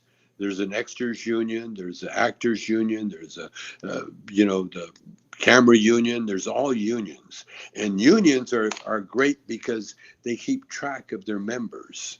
You have to really be alive and so on in order to collect the checks and the goodies. And so we would have a way of finding out who is on this particular street, and then finding ways to move them off the street into decent housing, living areas, and rehab centers, because that's a big thing that we need in America. We need more rehab facilities. And that's another thing, because I did a little talk with a cannabis rehab. They're using cannabis as a rehab tool. They're using the 12-step program, but they added a 13, which is do it all with cannabis. I approve that rehab, and it's working. It's working, and so I want to help. When I do this. I'm going to do this incognito, by the way. I'm not going to be fronting any of this, but I'm going to get it done, because the whole thing is getting control of your city. You can do it more with the movie company than you can with any kind of policing or politicians or any kind of bullshit like that, because the movie company is not there forever. They're just there long enough to do the movie, then they move on. But what they do, they can leave the sets that they build behind. And that set, instead of being a set that they're going to tear down and rebuild another one, these sets can be permanent. So we can have permanent low cost housing, and not just, something that looked like something out of a communist country, but a village where it's designed by artists. Movie artists are the best in the world. And so when you build a castle, that castle stays. When you build a whatever it is, it stays, and it stays for the people. And that's, you see, the reason we have such a homeless population in California is because of the weather. And so what we need is low rent, easy to deal with campgrounds. Of course, every campground has to have rules. We have to have that. We're civilized. That's what civilization means. To be civilized means that you have certain rules. You just can't shit in the street if you feel like you got to shit. You got to go to a place where that's taken care of. And right now, the homeless in LA, they ignore all those rules. I've seen people I've seen a woman just lift up her skirt and squat and dropped a big log in the middle of the street and then kept on walking. Yeah, poverty is bad. I mean, I've seen it in New York. I've seen it in Dominican Republic. Anywhere you go where there's major poverty, I was in Dominican Republic with my wife's family over the holidays, and my father-in-law asked me, what do you think of our country? And I said, well, I think you need less police and more garbage men. Yeah. And I look around here, and it feels like we need the same thing in a lot of places. Yeah. And Tommy, I love your idea of the homeless. I work for a labor union outside of my advocacy with NORML, and bargaining for the common good is a new 21st century labor practice where unions can go in and bargain for things to help the community, because what we understand is workers are a community. And yes. Have you brought this to the Screen Actors Guild or the studios in a formal proposal? No, not yet. Because No, I would love to see the next time they go to negotiate a SAG contract that, that's put into there that so many people have to be homeless and the set should be built and left behind, for the community. That is an amazing idea. Yeah. And I call on those unions to do that. If Yeah. that makes absolute sense and could really better that, man. I never thought in a million years getting a chance to talk to you, as a celebrity, but you're the real squirrel master, man. You got some real insights, and No kidding, no kidding. See, here the trick is money. That's why I want to become the wealthiest guy, because you talk to unions, everything else. It's all about money. You need to pay the unions to take care of themselves. You got to pay everybody, and so that's what I see a budget going, instead of sending some billionaire into space for 6 minutes. Use that money to spread around to pay. Yeah, I would love to pay people to be extras. You're being paid. You get a check every month or every 2 weeks or whatever. You get an actual paycheck with deductions. And those deductions are for union dues and for your health benefits, for schools, whatever the fuck it is, and we do that. And that's why the first movies that I'm going to be doing is going to be building these structures and that. I got another idea for low rent housing, because a lot of I notice, I've been doing my homework, and a lot of the homeless are what they are. They're like campers, and they're exhibitionists.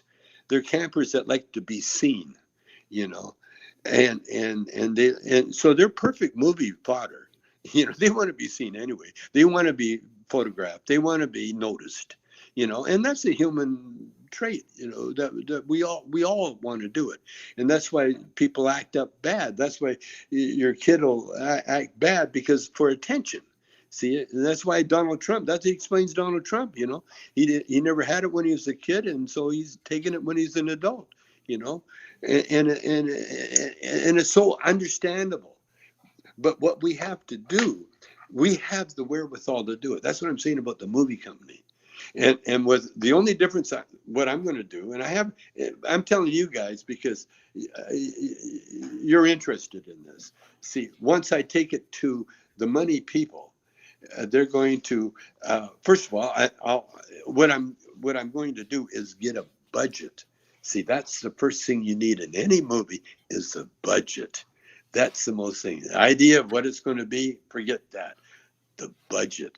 When they shot Cleopatra or the Ten Commandments in Egypt, they hired the Egyptian army to be extras.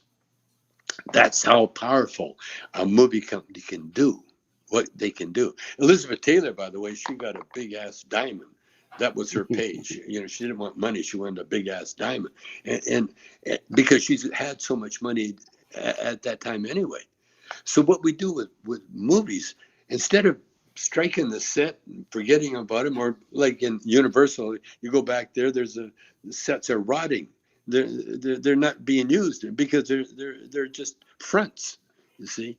But what we can do with the right, look at we can do with the right architect, with the right, like Frank Gehry, for instance. He's a very good friend of mine, and I asked him about the homeless situation, and he told me, he says, we've always had homeless, in the Middle East they call them Bedouins. They're called gypsies in France. They're called different things around the country. And what France does to help their homeless, the gypsies, they pay them to leave.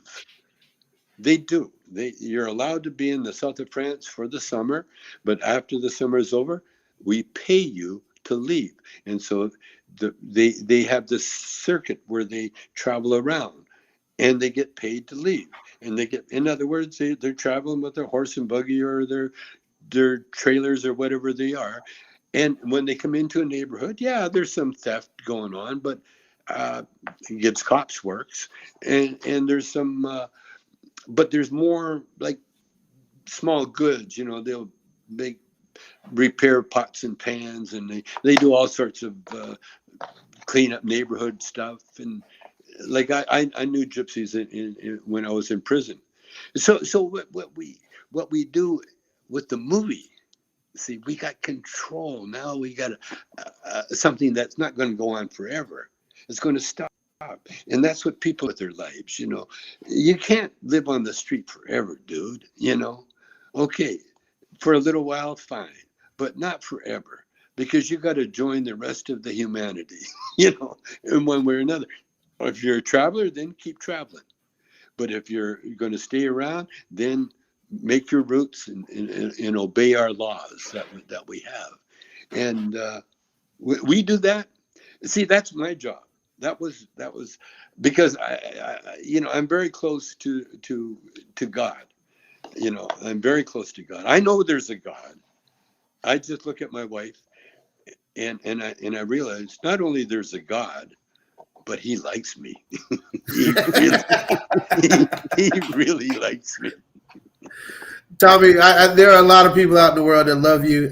You know, as a comedian, you told hard truths, and you know, for some people, you mentioned the PC police. They might take an excerpt out of this and not understand the entire context. But you're someone who, you know, people look at it, they try to put into a category of counterculture, but they don't realize you, like you just said, you grew up with prejudice facing you and having an immigrant father. You raised a black daughter during the civil rights era.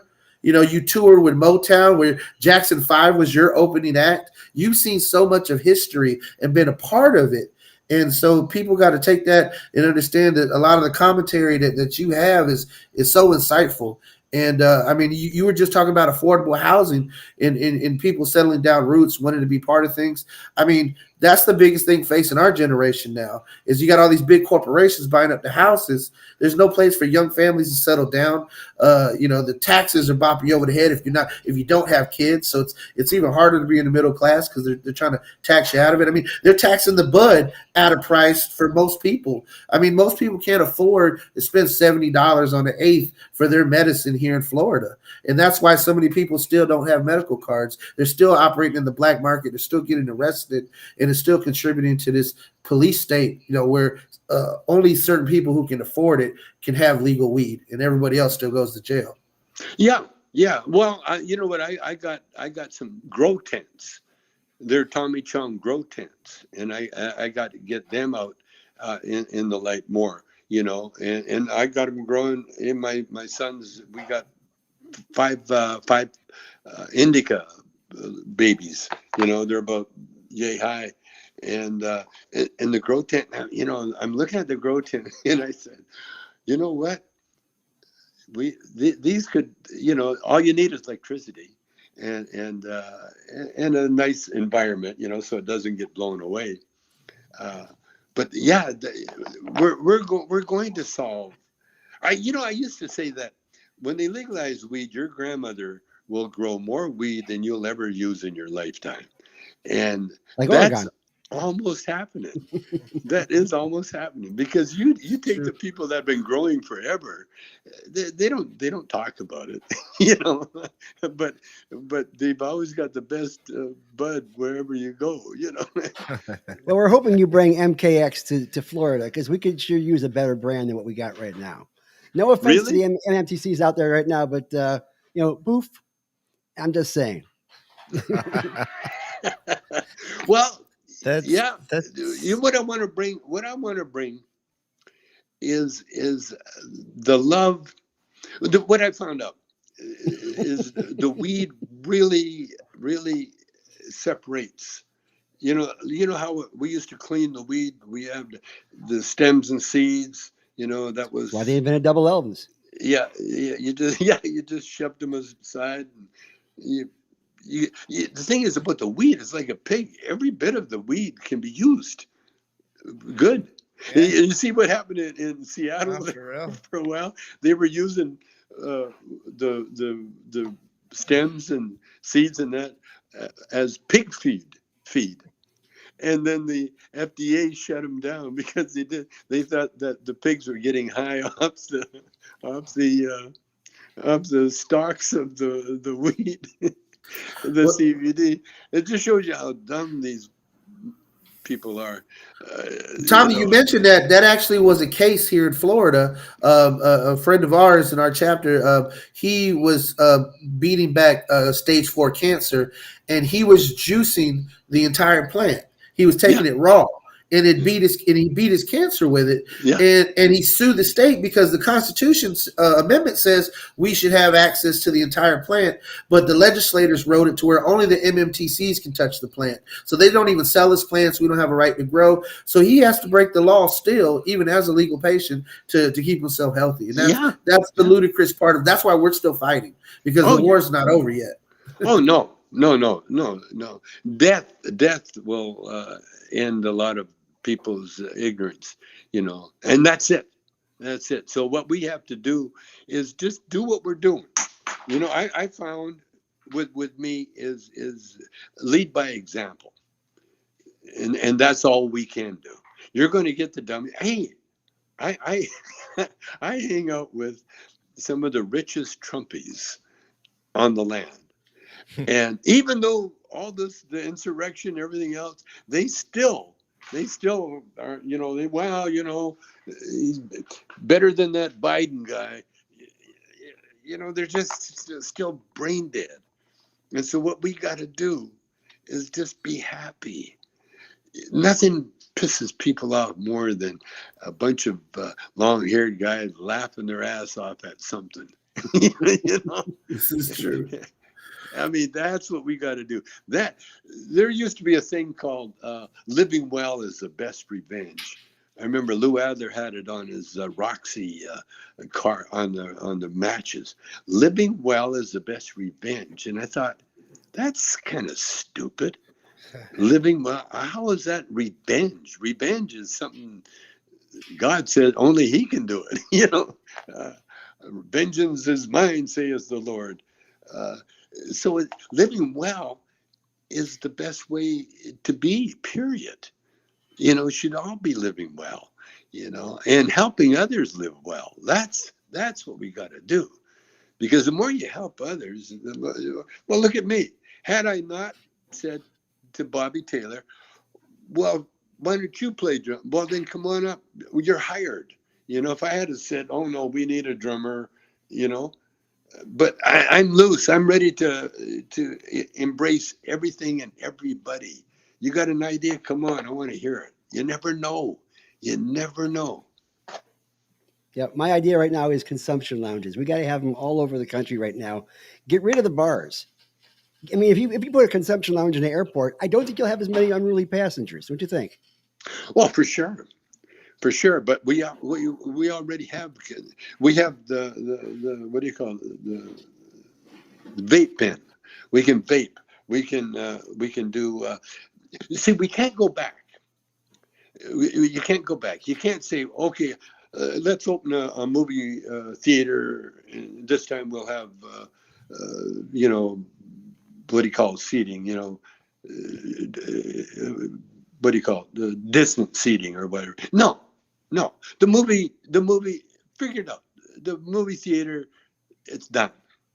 They're going to shrink. There's going to be a few nostalgic kind of movie theaters right now, because everybody in their house has got a TV room. And if you don't have one, you got a friend that has one. Yeah. Only movies I like to go to are the ones that have like those big couches and they serve you food and steak. Like because I could do this at home or I could go out and do it, but I'm never going back to those narrow seats that you can barely fit in. That's what I'm saying. We're never going to go back. We're always going to go forward, and that's what going forward is. I see. That's what I see. The young people, you got to listen to them. No one ever does. Hardly ever does, because one of the things when you get older, you think, well, those youngsters, they don't know what the hell they're doing. You want to have fun. Watch Elvis's. There's a documentary on early Elvis Presley. I'm watching that, and Elvis used to tour. He had a car. No, he never toured. His car toured for him, and he had this special car made in the 60s, and guess what, it had its own telephone, big ass phone. It had no TV screen, but it had all these so-called state-of-the-art stuff. A big-ass Lincoln gas guzzler, probably got about 12 miles to the gallon, if that. And that's what went on tour. Elvis was not only of the times, but he was, yeah, Elvis was a cool guy because he toward the end of his life, he got into metaphysics. He got into Joel Goldsmith, which is a very, that's what changed my life, that the book itself. If you get a chance, check him out. Joel S. Goldsmith. He's online. He's a book. He tells you all about where we're living now. He's a Jew, or he was. Oh, we lost the sound. Oh, Hey Tommy, you went on mute, or your sound's not coming in. oh, yeah, we Is it can't us? hear you. Tommy, I think we lost your Yeah. audio, brother. It actually looks like his internet's bad. Oh, okay. See, even in the modern I bet- era, the I bet internet we're hearing goes in and something out. good too. Yeah, Tommy's in the zone right now. Tommy, we're going to try to read your lips. I don't think you hear us either. Can you send him a message? Let me send him a chat.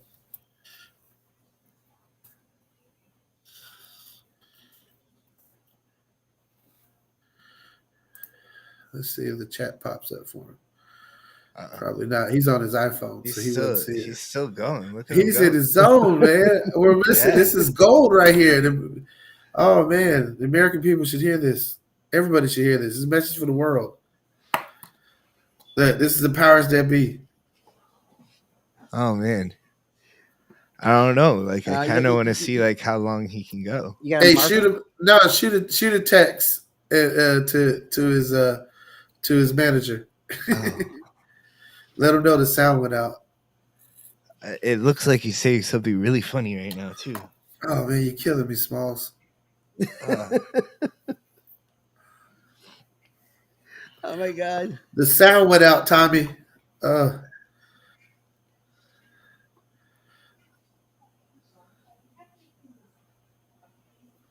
So we lost you on your sound. I'm not sure if a cord came on there. I think he's waving goodbye. Yeah. Oh, there we go. Yeah, you're back. Hey, we lost you on the sound there. I was like, oh no. But What you're back. happened? I wonder. Yeah, Man, I have to go. That was my cue. That's awesome. Well, Tommy, we love you, man. Thank you so much for being a part of the show, and just thank you for your commentary. I mean, you're a wealth of knowledge, and I just wish we had more time together. Well, let's do it again. Whenever you feel like it, I'm available. Awesome. Sounds awesome, man. Thank you so Fantastic. much Okay. for doing this. Okay, thanks, guys. All right. Well, before we end the broadcast, Carlos, go ahead and show them how they can get involved in Suncoast NORML and then our mission to legalize it. All right. Now he's gone. His manager said he's running a little over. Hey, it's Tommy Chong. He can have as much time as he wants. You keep it going. You keep it going. Yeah, and I think like we should just take a moment since it's long. Like we should chill while we're doing this portion still. Yes. You know, and yeah, like I mean, we solved the homelessness issue. Yeah. We solved a lot of different things there. Hey, Carlos, I have to ask you, Carlos, as an atheist, did Tommy make you a believer today? I mean, I'm still not a believer. Because he was going hard, man. He was going hard. He said some awesome stuff that He's didn't very have to insightful. do with. Yeah, See, you don't have to believe in God. You have to have Him believe in you. That's what I always say. Whatever, Gary. Because if He doesn't believe in you, you don't exist anymore. You know, I'll just Doesn't that make sense? keep not wasting my time. Anyways, we had to end the show like this. You don't have to go to church, you know.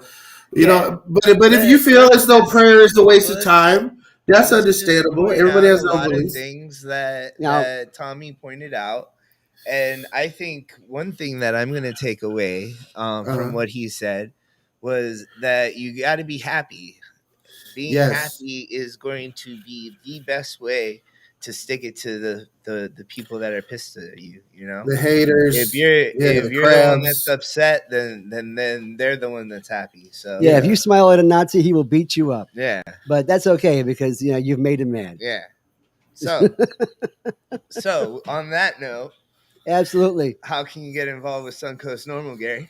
Well, you could go to suncoastnormal.org and go ahead and put down $25 and be a member of this fantastic organization that has brought in, like, for instance, Tommy Chong here to speak to us today. But we're also working That's on not- legislation. We still got legislation working in Tallahassee as we speak. Now on the floor, we may be getting some floor amendments that'll get through some of those things that they could not put on a damn committee. And we are still fighting for you every single day. And it's not going to end. And we want you with us. I was gonna show off from the other guests that you got on the show. From Go ahead. Nikki Freed, Yep. Bruce and Malcolm and all those people. Right. Anyways, you get this pin. Yeah, you get this pin. And a membership card. And of Which course, looks like a maple leaf, but it's not. Yeah. And Carlos, you're 25% discount for our members at Chillum. Yes, over at Chillum Glass Gallery and CBD Dispensary in Ybor City. That's right. And you can download the audio for this show on Pandora, SoundCloud, Spotify, Amazon Music, and iTunes. Or you can always watch us live on Facebook, YouTube, Twitch, and Twitter, and on our website, suncoastnormal.org/watch live. Para la mejor de mota, va a la Chile. I'm not even gonna translate it. Like, Gary, that's why I said it. I honestly, I'm not gonna translate it because I didn't understand it. Gary said, "For the best weed, come down to Chillum." In Spanish. And on that note, we're going to end the show. No, we're not going to end the show on that note. No, we are not. Absolutely. We're not ending the Tommy Chong show on Gary telling you to come to Chillum for the best weed in Spanish. I refuse to let history be written as such, Carlos. All right. No, we haven't had La Rotación for a while, so I figured I had to sneak that in. No, I just think, again, this was a great show. Just to see Tommy on and gain his insights. The man's lived, like I said, he's seen, the whole back half of the 20th century. He's seen, so much into this one. He's lived a really interesting life. And just to, there's a saying in Africa that when an old person passes away, it's like a library burning down. And I think that, it's important for the community to really take the time and talk to your elders and, people like Tommy who have been around so much, but also people like your own grandmother, your own grandfather. I lost my grandmother in early 2020, and it's just it was tough to realize that you can't go back and always talk to people and get that history and get that firsthand knowledge. Carlos, we were talking the other day about your own pop's experience in Cuba, and like that is he's a wealth of knowledge. And me not having my dad anymore, man, even when he lost the ability to talk, and I was having to treat him, get him RSO, get him his meds, like that in itself, there are so many things like you're blessed, man. Like, whether you want to believe in a higher power or not, like Tommy said, if there is a God, he does like you. You have both your parents, they are a wealth of knowledge and experience, and I just I know they're proud of everything that you're doing, and watching right now. Yeah.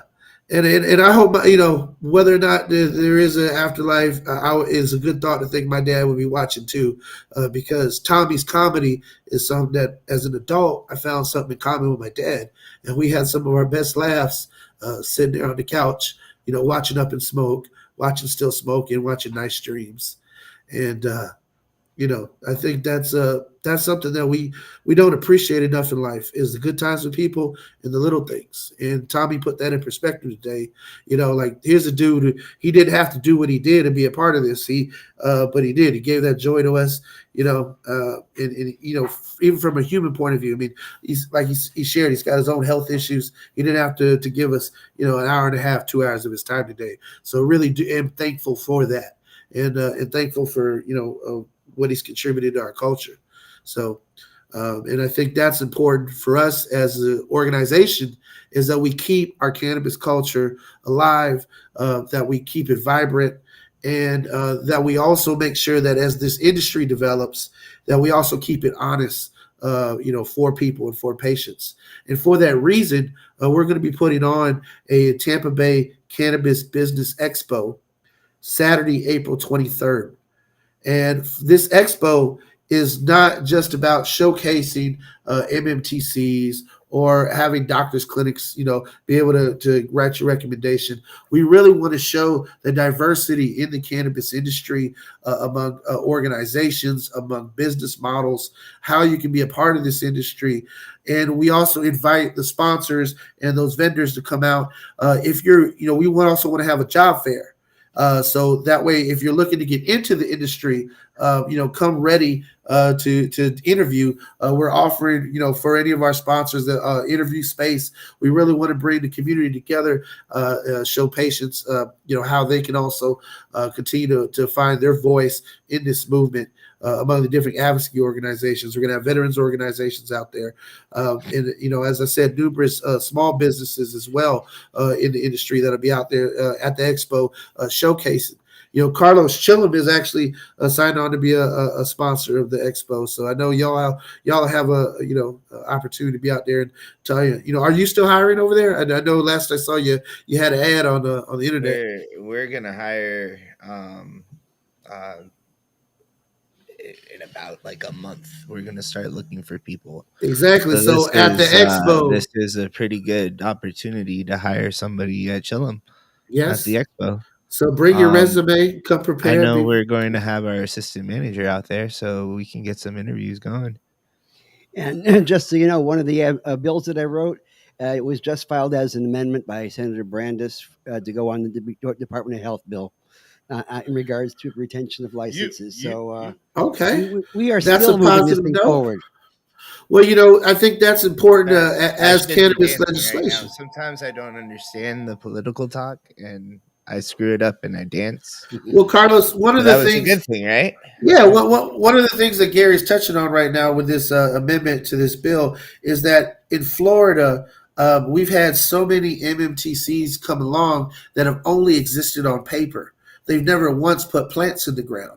Oftentimes, pieces of paper for an MMTC license in Florida have flipped for several million to $50 million in many cases. And there's new deals coming all the time that are in the pipeline here. And it is important that if you have a license, an MMT license, Florida, that you do your purpose in providing medicine to sick patients. If you don't get plants in the ground after a certain period of time, you should lose that license. Yeah, it is ludicrous to think that how many are still out there, Gary? 4, 5 that are not growing plants right now? On a and personal even more because note, now we have this thing where they're merging different companies and spitting out the license, and so you have another person who has gone from a full-scaled operation down to nothing and not producing anything yet. So rather than providing medicine, we have MMTCs that are just making stock moves and making billions, but not doing anything for the patients. Yeah, that's right. Yeah, and I still can't grow anything. And we still can't grow. And I still can't grow anything. That is ludicrous. And I'm still over here selling pipes and hemp. And we don't have a free market here in Florida. Like that's Dr. Block said that. Like the reason Delta 8, Delta 10, Delta P, all these different designer cannabinoids from the hemp plant are becoming popular is because there's prohibition, because there's no access. People don't have the right to grow good stuff. I can tell you from a social aspect, from a shop owner, right? We're all people that just want to own dispensaries. Seriously, like all the shows, meeting each other. We're all people who just want to open up. We open up these shops because we want to own dispensaries. Yeah. And you're doing it the right way. I mean, you're right there in Ybor City. You're a valued member of that business community. I mean, you've done so much here for Suncoast NORML, in our work for the patients nonprofits. You've hosted other advocacy organizations there, veterans organizations. So, I mean, you're showing how it should be done, and you are not the type of person that's getting a license.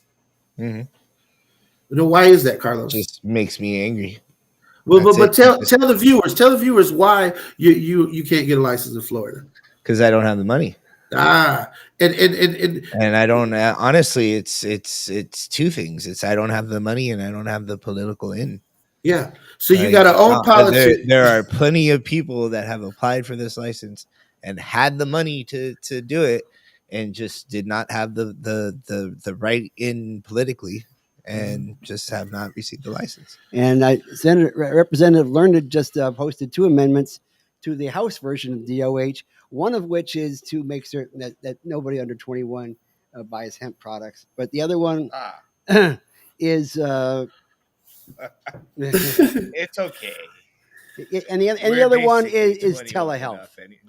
But nobody can go in there to buy tobacco products, right? Yeah. That's 21. Where like somebody was in here like that. Like I checked an ID the other day, and I was like, so you can buy like CBD. Like he was just like between 18 and 21. I was like, you can buy CBD or you can get out. Like, what do you want? There's nothing else that you can sell. I'm so sorry. Like, but like, yeah, like this is just dumb. So. But yeah, it's okay. Well, Gary, what's the Second Amendment there? Don't leave us with bad news. No, the second one was telehealth. Telehealth. Yeah, okay. Absolutely. Now he's actually just filed 3 more. Is telehealth is in regards to you get your renewal via telehealth? You don't have to go in. Yeah, and he also just filed a bill that gets rid of deadbeat licenses that don't produce. Okay, so that's been filed in both chambers, so that's probably going to move. Okay. Absolutely, and to get back to here.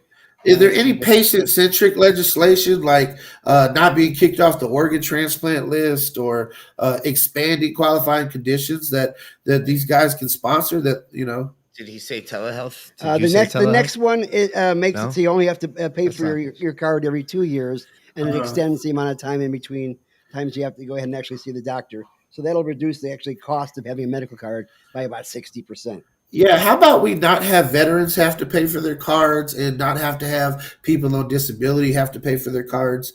Why are the politicians not passing good legislation like that? I mean, did we literally just waste 3 months up in the state legislature in Tallahassee arguing over tax breaks for rich people, not allowing kids to learn about racism and sexuality?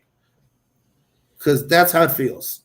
And the next one is increased testing to make certain that products are safe and properly potent. Oh, so that actually passed? Is that going somewhere? Where is that? That's another amendment that he put in yesterday. Okay. Anna Maria Rodriguez put it in the Senate bill, but she withdrew it. So truth and potency testing, is that what you're saying? Mm-hmm. Okay, so truth and testing, that's a patient-centric thing. I think that's important. So, Carlos, you have to have tests for all that stuff you got up in the shop, right? Mm-hmm. Mm-hmm. So. I mean, it doesn't. It's quite easy. Like I only sell products that already get their products tested. Yeah. I mean, everything really just falls on the manufacturer. It's pretty easy. It's no big deal. It's actually like when all these like testing laws actually pass. Whoa.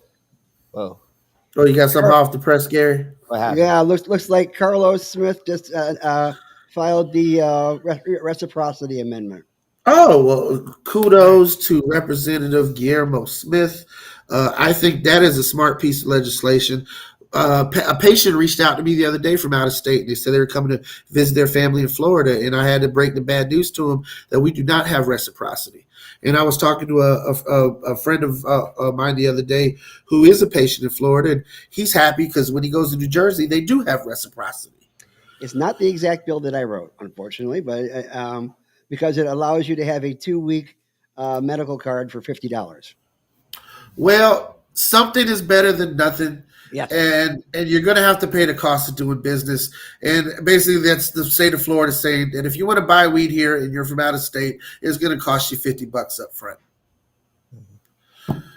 I mean, hey, what are they going to do with the revenues? I think that's a more important question because 2 things are sure in life. You're going to die and you're going to pay taxes. Those are two things you guarantee.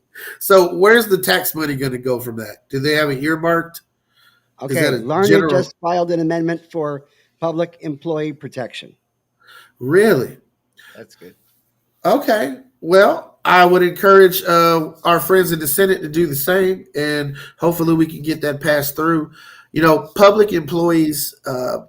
The reason that's important is any employment protection. Like we originally started with this bill, we believed and we wrote it in its original form that anybody in the state of Florida who is a medical marijuana patient should not be fired from a job or precluded from employment just because they're a patient. Like, basically piss and dirty and you're a patient, that doesn't make sense. And hopefully that'll eventually phase out your analysis as a reliable drug test, because in the grand scheme of things, it's not. If you really want to test someone, an oral swab, right before they get on the job would make the most sense. I mean, we're already testing people for coronavirus like that, where people got to, take the swab before they do it.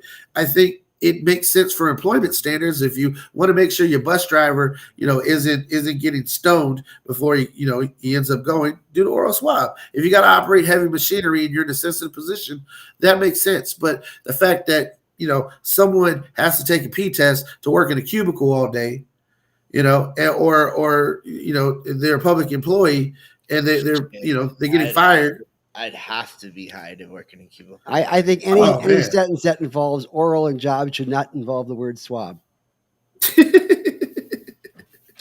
Like sometimes you say stuff and I just don't understand it. It's okay. Gary brings balance. I don't brings balance. It's deep. Is it like was that sorry, dirty or was I grew up in the oral cute, tradition. I'm what sorry. what is happening right now? Oh my goodness! All right, guys. I think well, you look. gotta call it. Well, no, I just again, the expo I think is important. The legislative updates are important. I was just speaking with the national NORML chapters yesterday, and of course we're going to have the other NORML chapters across the state are welcome to come to the expo. We'll have a table for them. But again, the most important thing we can do is continue to move forward. We got to move forward in this state, as Tommy was saying. We can't go backwards. We got to make this state to where patients aren't being fired; they're not losing their livelihoods. People shouldn't be fired from their jobs for utilizing cannabis. End of story. Like we got to get to that's the point we're trying to get to. It's going to take baby steps, but we're here to keep fighting, and we can't do it without you. Become a member. SuncoastNORML.org. We don't take money to do this job. We want you to become a member. All the money goes into our advocacy work, all of our memberships. We make sure that we're doing everything we can to make sure we build a patient-centric system here. And then at a national level, we continue to fight. There's some interesting legislation that hopefully by the end of the year we'll see. The MORE Act is still floating around. Look, demand that Nancy Pelosi bring that to a floor vote. And then in April, we're looking for Majority Leader Schumer to introduce the Cannabis Administration and Opportunity Act. And the Democrats, loud and clearly, if they plan on holding on to the House and to the Senate, I encourage them highly to pass cannabis legalization before the end of the year, before the midterm elections. If they don't, I really don't see them holding on to power. And the worst part is that if we go into a split legislature where there's going to be partisan gridlock, we won't see any legalization bills move out for the rest of Biden's administration. And I just don't see us being able to kick this down to the can down the road another 4 years. Whereas Tommy said, there are people dying, and they need access to this. And death is something that is going to shake people up. But at the state level, we're seeing legislatures in places we never thought, like Mississippi and even Texas. And even though they're baby steps and they're not fully medical programs, at least they're getting there. And thanks to the NORML chapters in Texas, in Georgia, Alabama, Mississippi, all across the South, South Carolina, who are fighting in hard prohibition states to get these last few dominoes to fall. Because as we can see, the Eastern Seaboard now, pretty much from Virginia up to Maine, we have legalization in one form or another, the entire West Coast. And then we have, the Midwest now from Colorado to Illinois. and we're Ohio's on the horizon with legalization. So the Deep South really is the last bastion of prohibition, and it would strike a big blow to the way the police state in this country is carried out, and how the war on weed has affected so many Americans, over the past 80 years. Cool. Well, I love you guys. Absolutely. Bye.